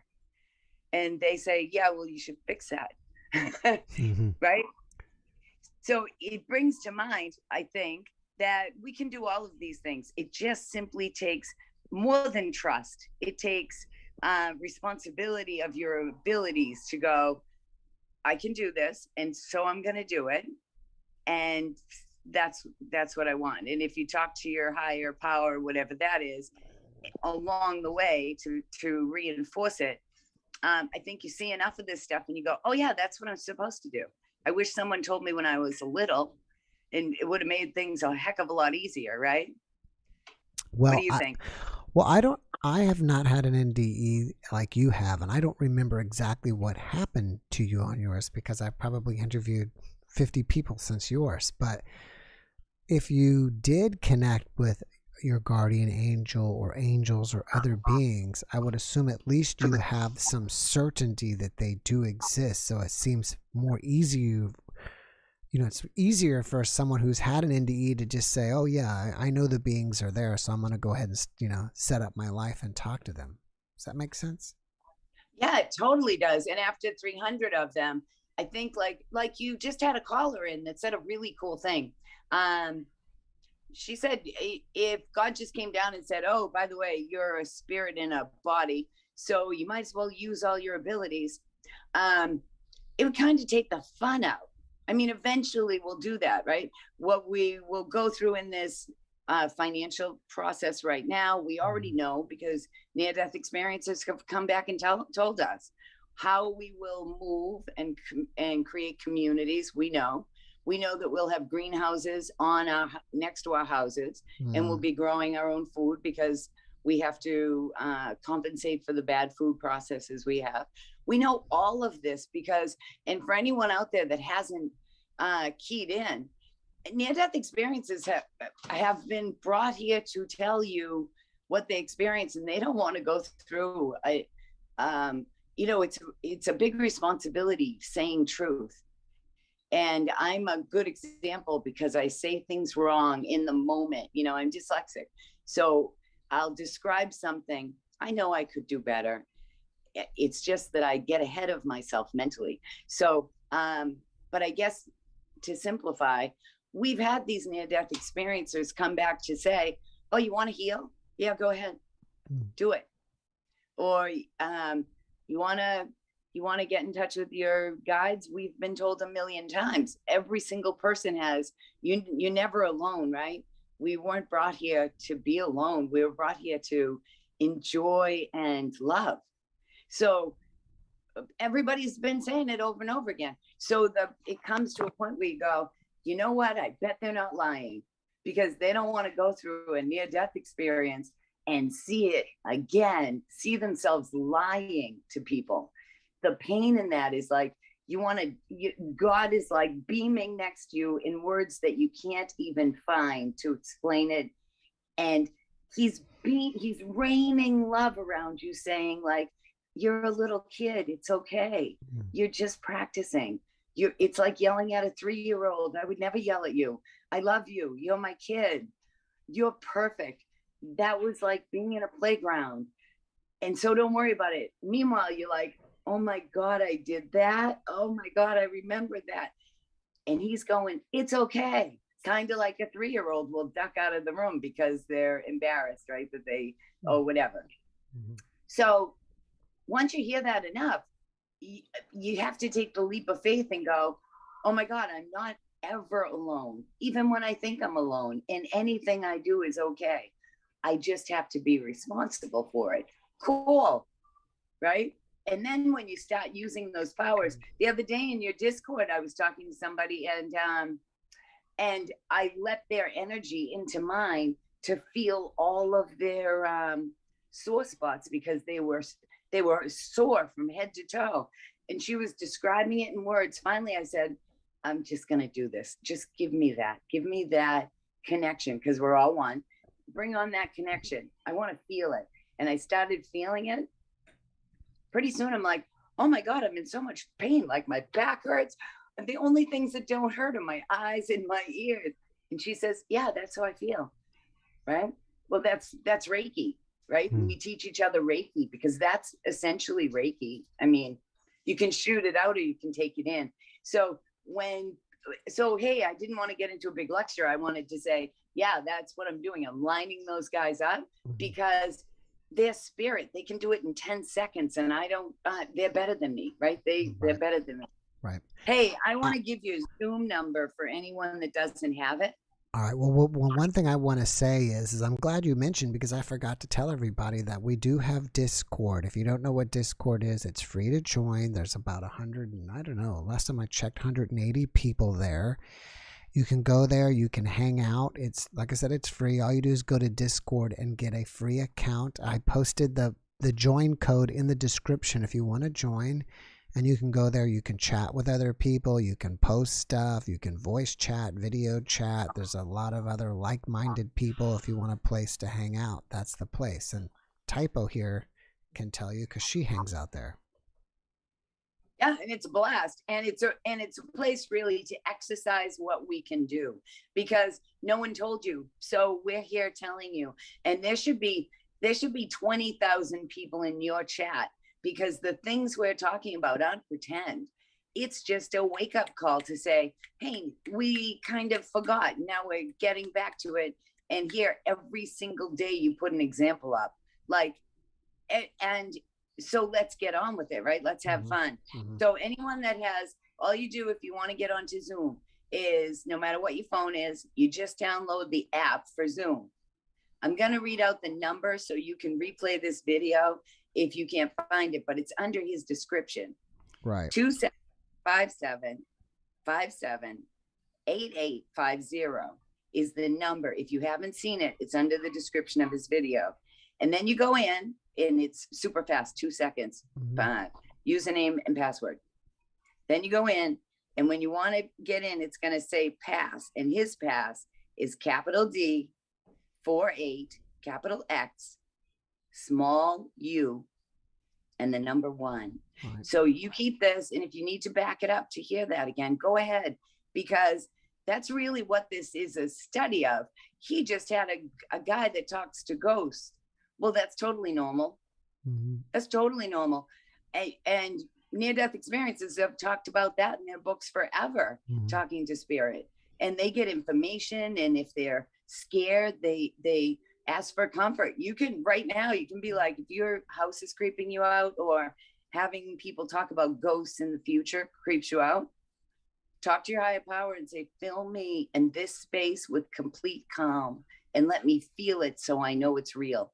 And then chill out, right? And you mentioned, very cool, you mentioned listening to D'Souza recently to me a couple of weeks ago. You said you're listening to D'Souza, Joe D'Souza. Dispenza. Right? Oh, Dispenza, thank you. Yeah. Dispenza. And he does a great morning meditation that's like 3 seconds long, where he says to his guides and his spirit or God or whoever you want to call, he says, send me a message that only I see today, that makes it clear that universe sees me, that you're here and you see me, and send me something that catches my eye, just so I know you heard me. Did you ever hear me say that? No, I haven't. That's amazing. That's cool. And I do that a ton because I want the surprise. Or yeah, go ahead. Let me ask you a question. I'm putting up about, I put up not only NDEs, but I put up about 4 NDEs a week. And then there are other YouTube channels putting up NDEs a week. So eventually, in the long term, just on my channel alone, but there may be thousands and thousands of NDE videos on YouTube. When it gets to that level, what do you think is that threshold where it will make massive changes on the planet, because there's just so many people sharing their NDE, and what will happen?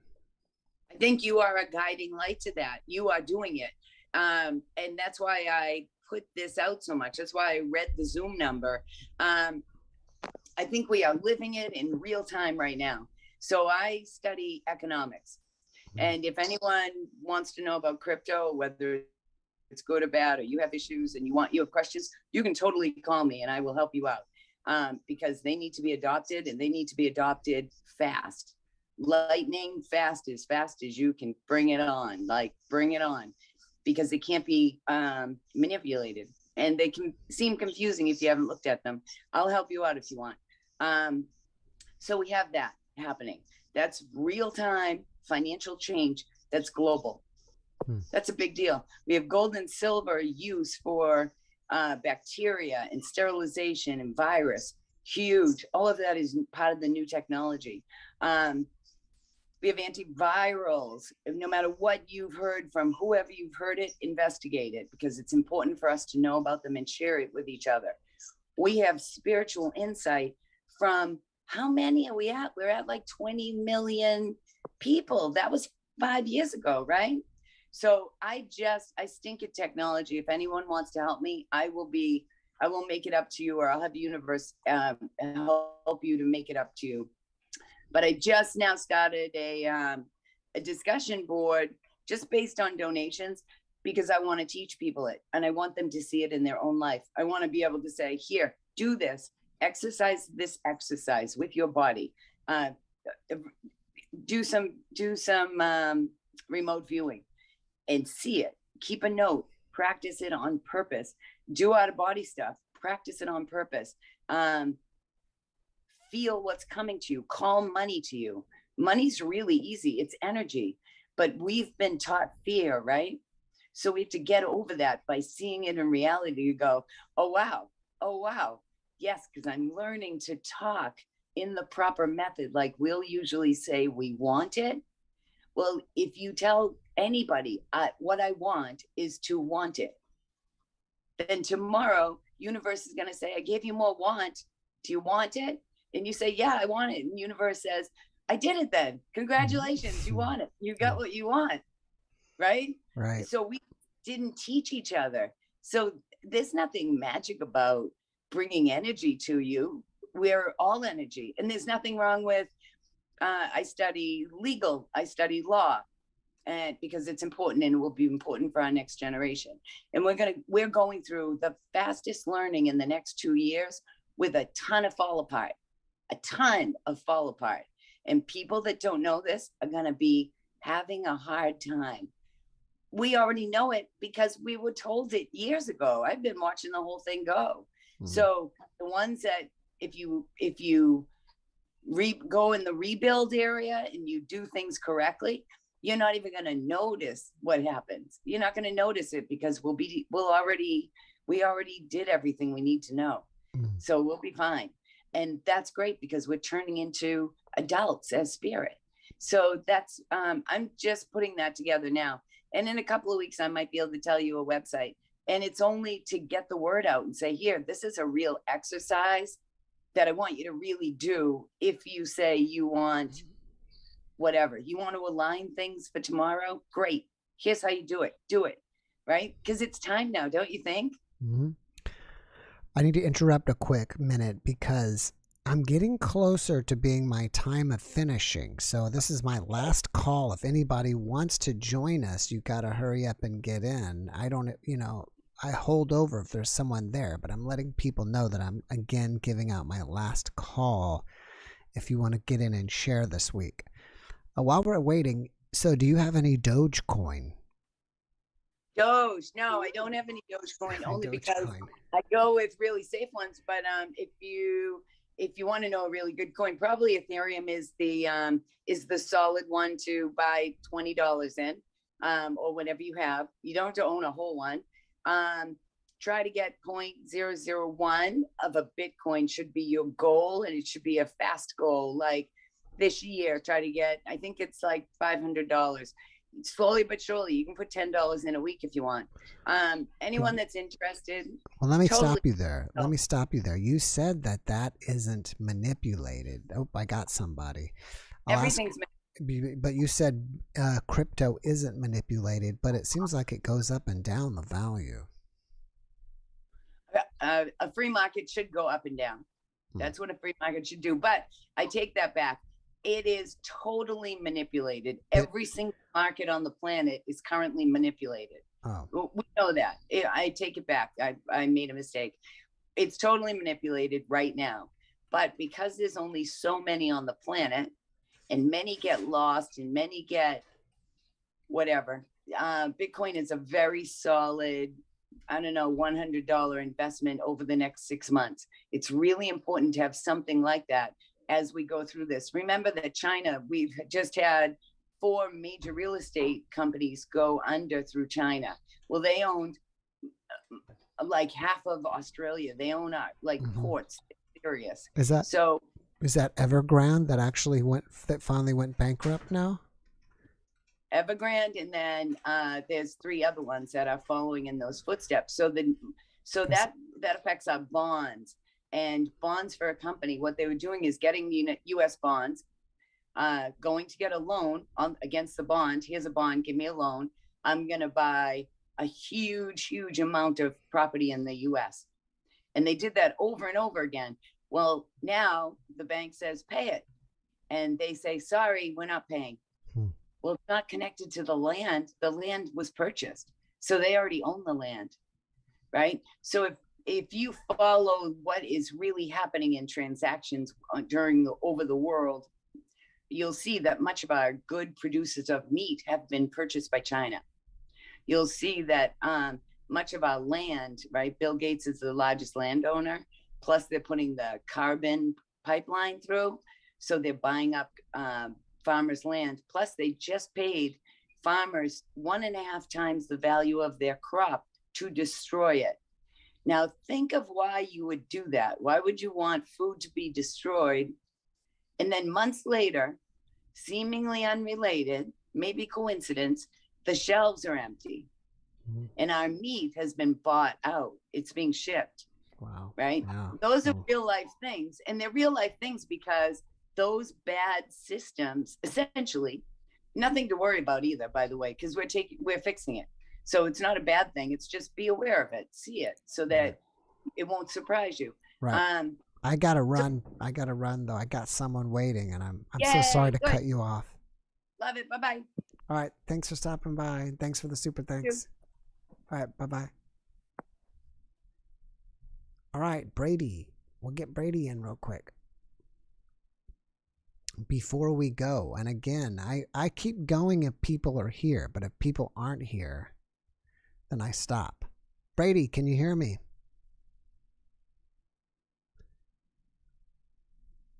Brady, are you there?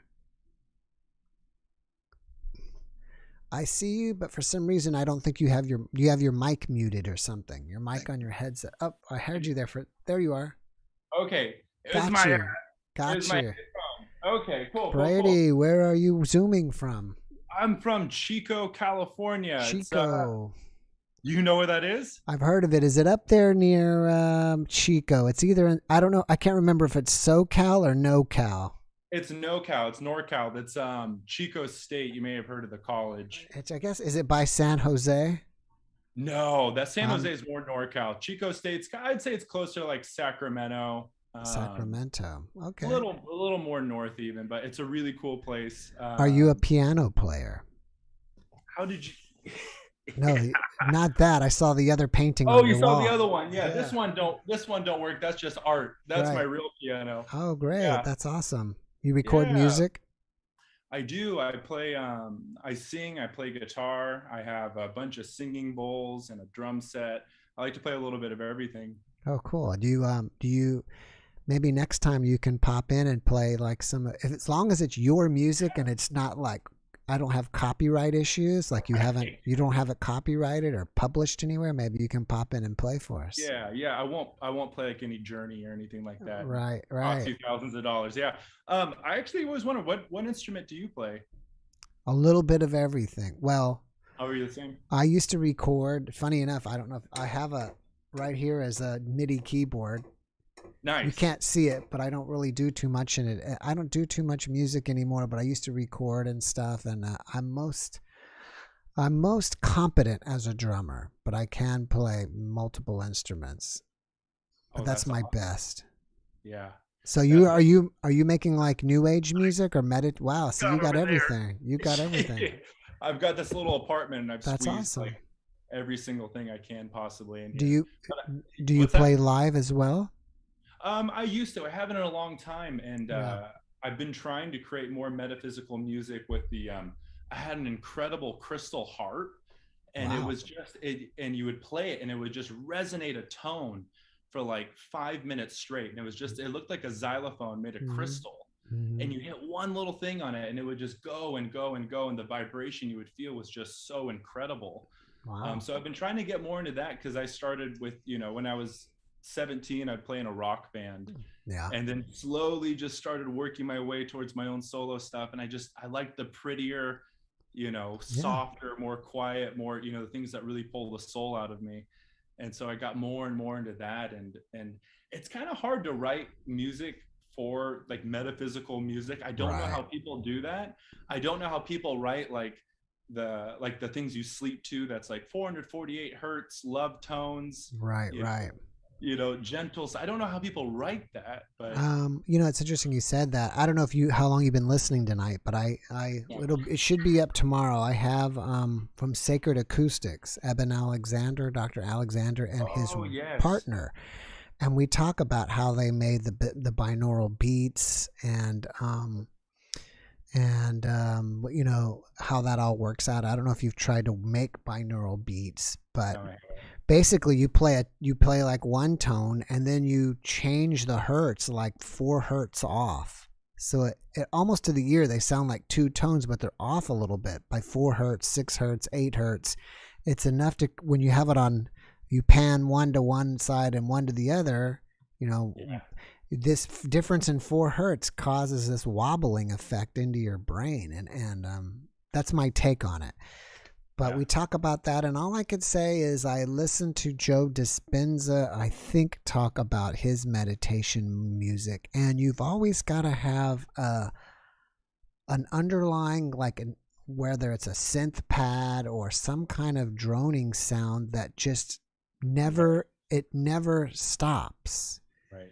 As a background. So you always have some continuous flow of music that, like that background synth or background pad, and then maybe if it's in a certain key or whatever, and then you can kind of change notes on top of it. I haven't really sat down and tried to take apart meditation music, but well, what's so interesting to me is what I found, and I'm sure this as a musician, and if you ever played jazz, but it's all about, to me, spiritual music is about what you don't play, and it's all about the breath.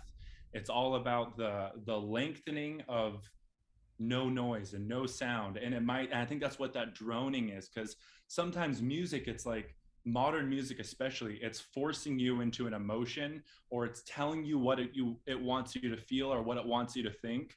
But to me, metaphysical music, it's like it's inviting an energy. It's saying, hey, I'm offering you to play, and you can come up here and play with me, or you can just get creative with it, or you can feel what you want to feel to it. You can be what you want to be with it, but it's not forcing you into, hey, you're going to rock out to this, or hey, you're going to get jazzy, or hey, you're going to fall in love. It's just saying, this is something, and it's got a lot of breathing room. So whatever you want to do, however you want to create with it, that's open. I can tell you that this will be interesting for you and everybody else, and you can go check out this. I had about 6 years ago, I had terrible acid reflux, and I just couldn't get rid of it. And I had myself scoped, where they put a camera down your throat, and I wanted to make sure I didn't have some type of infection in my stomach, and that was okay. And I was prescribed medication, kind of the general stuff, and it didn't seem to help. So finally, I slowly got better over time, and the guy, the gastroenterologist, said it's just stress. So what cured me was I went on YouTube, and every night as I would go to bed, you can find it there. It's got like millions of views. It's just called brain healing music. So I would go to sleep with that music, and all it sounds like is just wind chimes. Yeah. And it may have some underlining droning pad or some underlining binaural beats, but it worked for me, and it went away. It cured me, just that relaxation. So maybe something with the droning, and something that there's non-rhythm to it, because it's just like there's no really rhythm that your brain will lock onto, that it will, it helps you fall asleep. That's exactly it, because it's so funny you should say that about the rhythm, because I never slept with any kind of noise, but then when I started dating my girlfriend, she would sleep with the sound of ocean waves. And it was okay, except it was on a loop. And I could tell when the next wave was going to hit. And I could hear it in my brain. I said, and wave. And it was the same thing. And now I sleep with rain, but I can never sleep with rain with thunder, because I can clock when the thunder is going to hit, because I loop it and I go, and thunder. And I know when it's going to come in. Right. But it's so funny, because I used to sleep with really gentle rain sounds. But as I've gone on, I've just gotten more tropical and stormy and louder and more just more noise. It's the weirdest thing, but it's like something about rain. You can't hear when it's like gonna loop. You can't hear the rhythm. It's the perfect one for me. Right. There's another thing that everybody is may want to get, whoever's listening, is on their Sacred Acoustic website. They give you a free download already that you can use for meditation. There's a free one that you can get. I guess you just put in your name and your email, and they'll email it to you. And so that might be something everybody wants to check out. But at the end of it, and we were talking about in the podcast, that they have a recording on the ocean that is the best ocean recording I've ever heard. And they told me that one of them went down on Long Island, and I think they were using special microphones to get that ocean sound, because when you hear it, I mean, it is like amazing. I mean, you're like there on the beach. The ocean waves sound so amazing. So if you might want to check that out. And like I said, it's a free download. And one other thing I thought was very interesting is in their meditation, you hear somebody's doing a Om. And I was talking to Dr. Alexander about that, and he actually uses I don't know about all of them, but he uses their meditations, I think maybe on a daily basis or close to it. But I have some of them, so I'm still kind of experimenting with them and using them. But the other day I tried one, and he said that when you hears that Om, he does Om along with it vocally. Yeah. And it takes it to another level for him or something. So I found that really fascinating. Well, I think it's really important that like as I was getting into sound healing for a while, but one thing I didn't like about it for me personally was it felt like it was too passive for the person being worked on. And because to me, sound healing has come from me playing music, not from me having music played around me, even though that can be really powerful. You know what I mean? Like you can go see a concert and get totally healed. But for me, it's something about using my voice or playing even the simplest instruments. Like I have a handpan. That's one of my favorite things to have people play with, because you can't screw it up. It's all in one scale. Right. And it's just, you know what I mean? And you just hit it.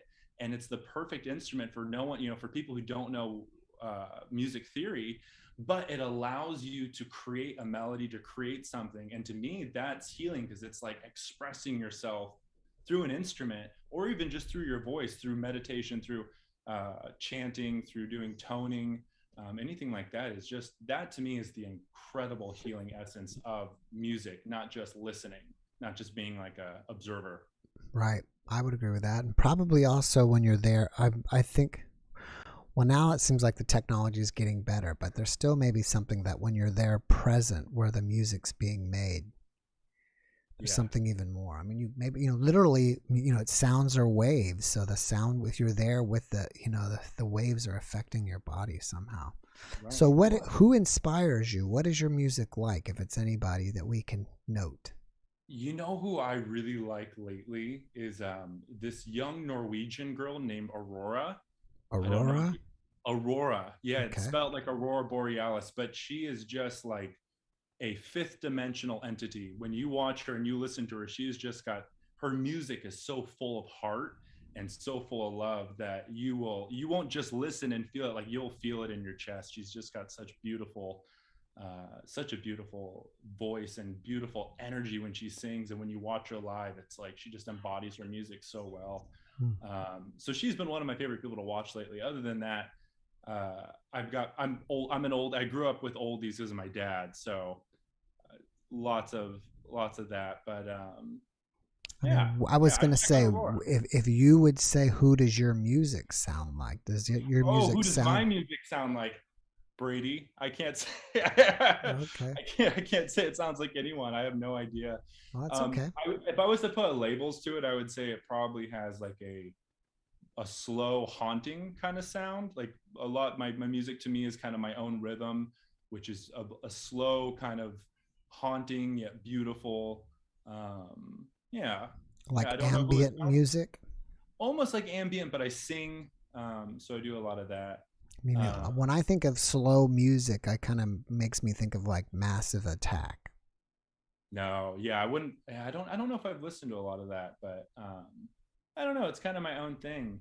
But yeah, man, hey, I just wanted to come on here and just say I really appreciate your podcast, and it is just Oh my gosh, so much. And to me personally, you are the best interviewer I think I've ever come across. I'm sure you hear that a lot, but you really give everyone who comes on so much space to talk and so much room to tell their story. And you ask really brilliant questions.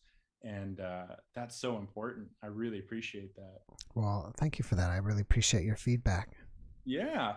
I'm trying to think if I have anything cool or exciting. Have you had anything paranormal happen to you? Absolutely. I've had plenty of paranormal things happen to me. I think one of the first things I can remember is when I was a child, we were going into this old historic building, and I'm in this room alone, and I see this big purple plasmic orb about this big, and it just comes through the wall, and it just kind of goes into the middle of the room and then goes to the other side of the wall, and it goes through the wall, and it's just a big purple orb. And I was about 5 or 6 years old. And that was probably the first paranormal thing I saw, and it scared the daylights out of me. And the next thing I saw my grandpa in the television 1 year after he died.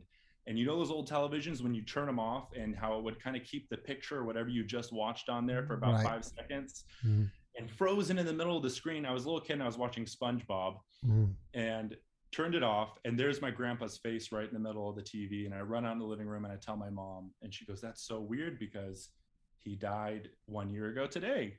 Oh, wow. And that was very strange.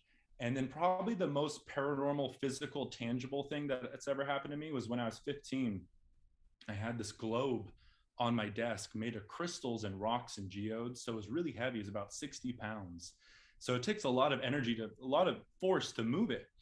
And I'm sitting there, and out of the peripheral of my eye, I just see it spinning, and it goes faster and faster and faster. And I can hear it, and it's just spinning and then just stops on a dime.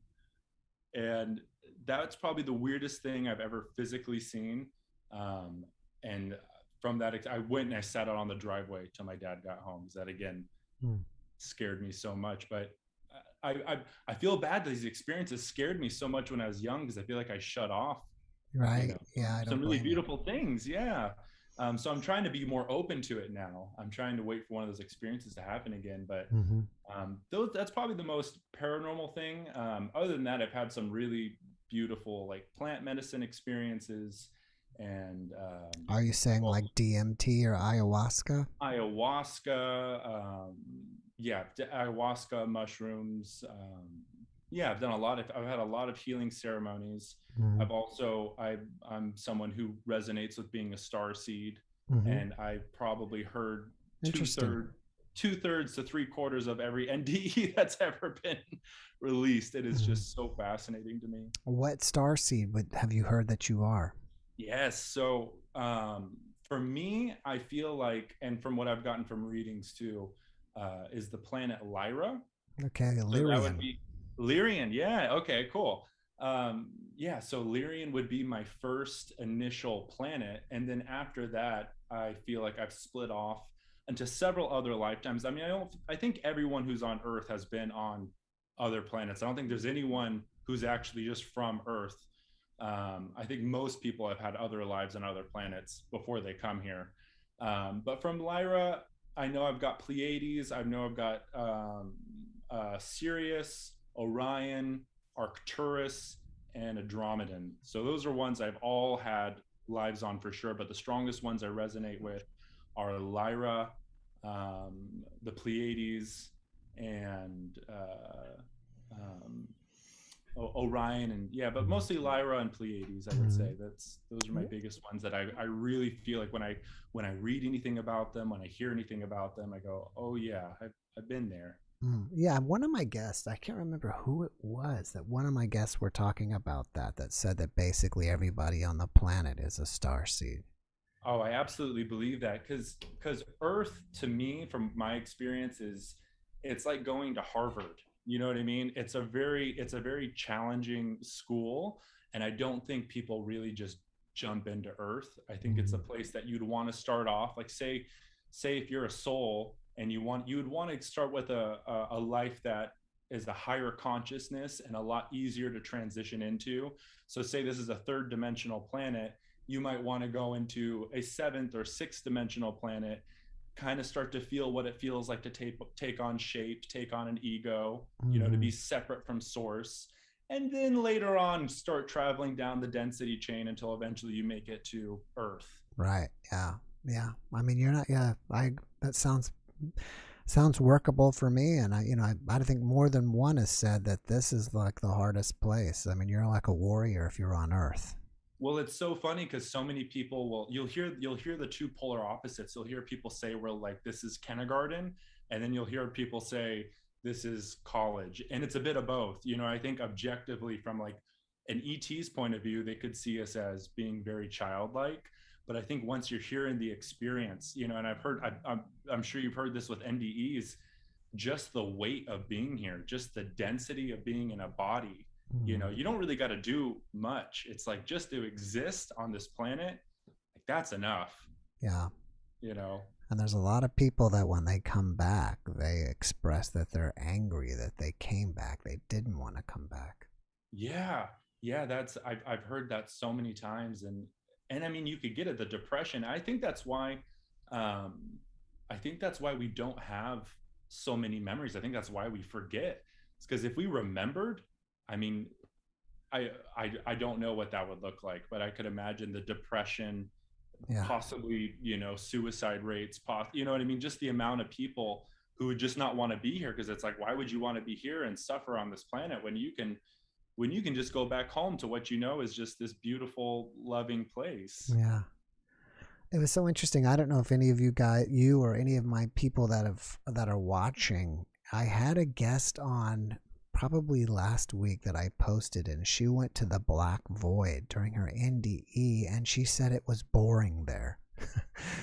And I think that's why she was happy to come back here. For her, she was happy to come back here because it was boring for her. I'm trying to wrap my head around what the Black Void is still. I have a lot of trouble with it because you hear so many NDEs where they go into this Black Void, and it's such an interesting place because not everyone goes there. It's kind of a rare event for a lot of people as they end up, and sometimes it'll be the Black Void and then they go into an experience where they go into the light, but sometimes it's just the Black Void. And I've heard before, and this is kind of an interesting thought, that the Black Void is like pre-creation, that when you go into the light is an expression of creation, and the Black Void is like, that's pre-light, it's pre-creation, it's before you've assumed any shape or any kind of light. It's a void, it's pure potential, you know. I don't know. I mean, I'm still trying to figure it out myself. It's very interesting because I get different, I feel like I get close to it, but then I get different accounts of it, so it's hard for me to kind of, you know, put it in a label or put it in a box of what it is, because I get so many different explanations of what there is. I mean, I get a lot that are the same, but there's always some outliers that it's not. My guess, I was gonna say, I don't know how much of you know of Joe Dispenza's work, but this is not even him. He got it from other people that in like physics they talk about there's a space. I think they call it now the unified field, but it's like a part of existence that's out of everything. It's like a void of everything, not kind of like black space or black, what do they call it, dark matter, but there's a space within the universe that's in between everything else where nothing exists. But even though nothing exists there, there's something there that connects everything. Right. So well, maybe the void is that. I'm theorizing that void might just be pure potential, because everything else, it's like once it takes shape, it's like that's thought, that it's taken a form, where beyond form goes into formlessness, which may be just that field of consciousness which has no, because it's so hard to think about. I always think about like those different levels of the astral planes.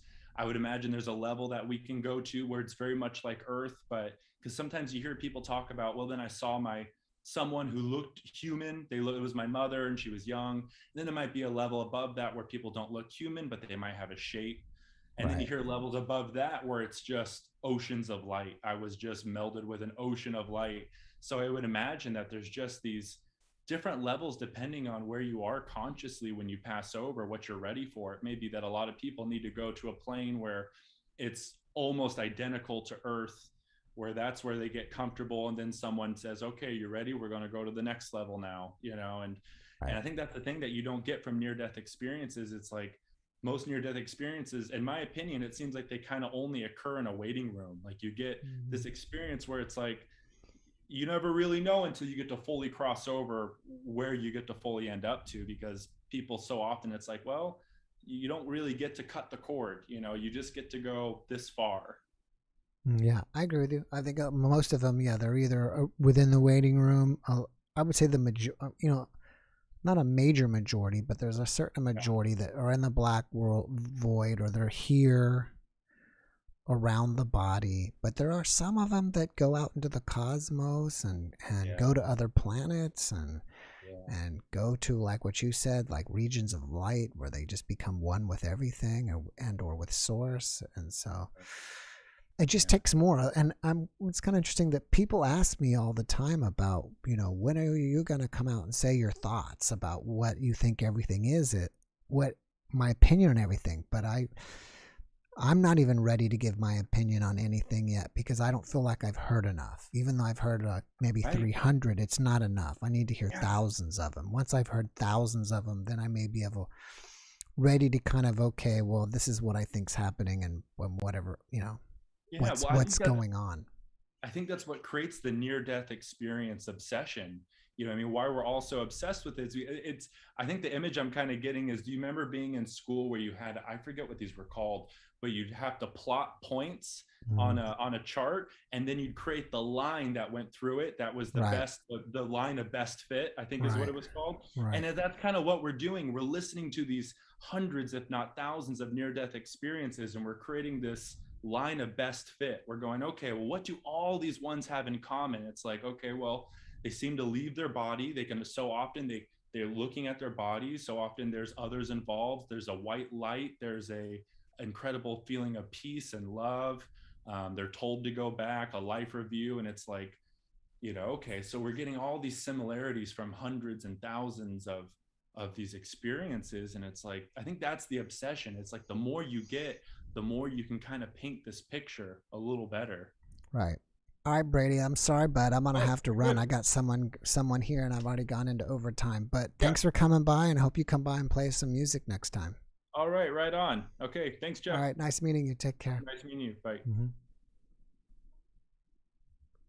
All right, iPad. We'll see iPad real quick.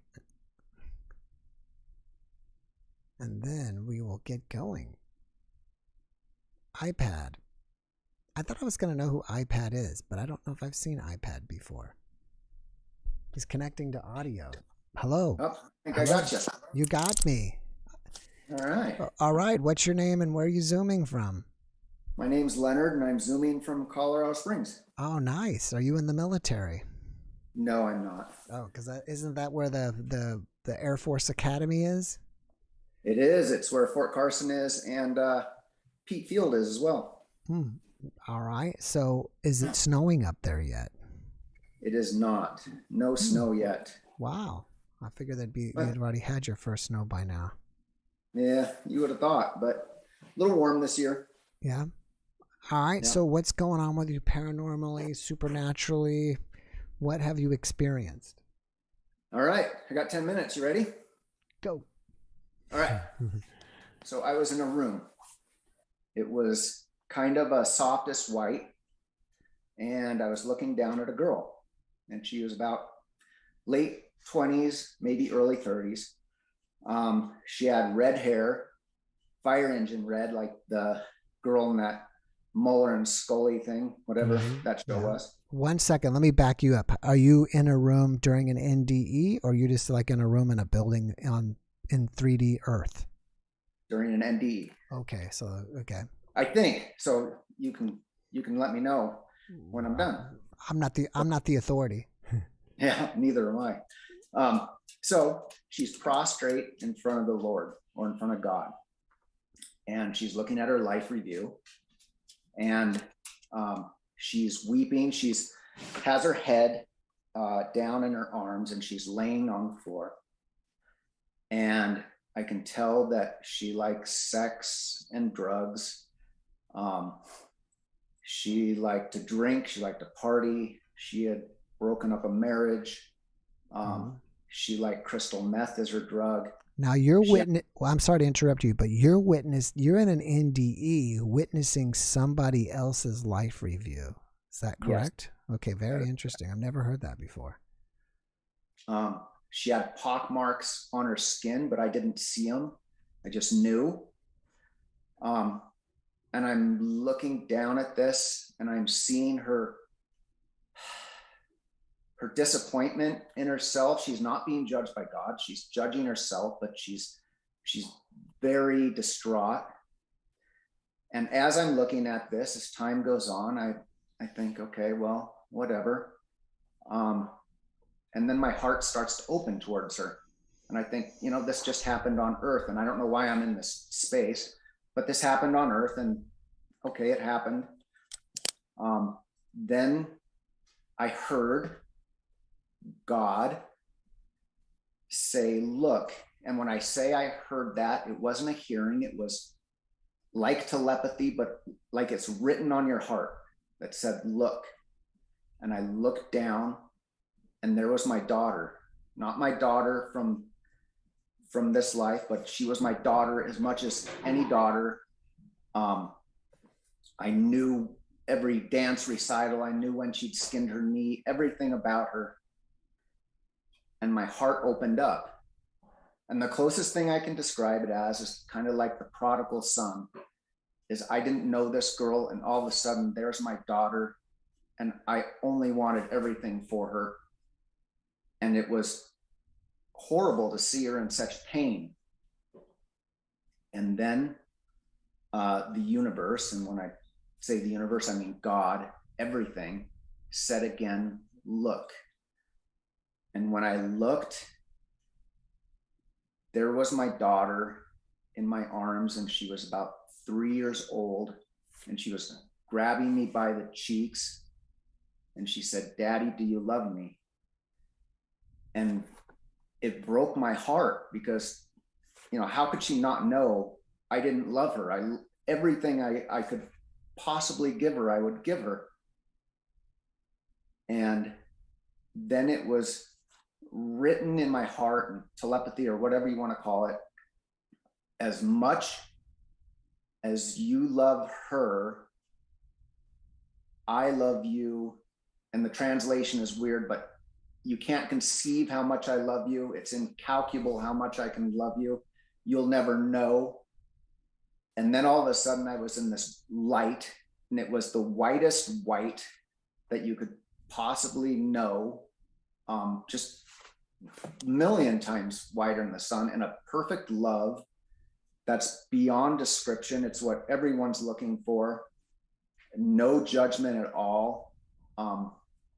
It was just perfect love. It was everything you could possibly want.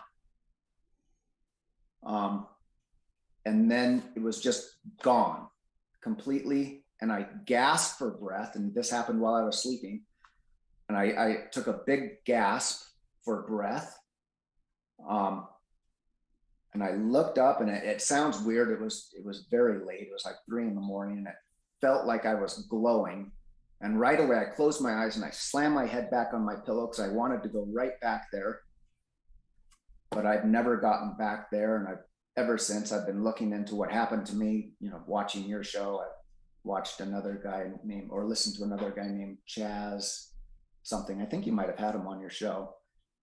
I think so. I think I remember the name Chaz. So do you have like sleep apnea or problems where you may stop breathing at night, or a heart problem? Maybe you... I don't know of anything that I have like that.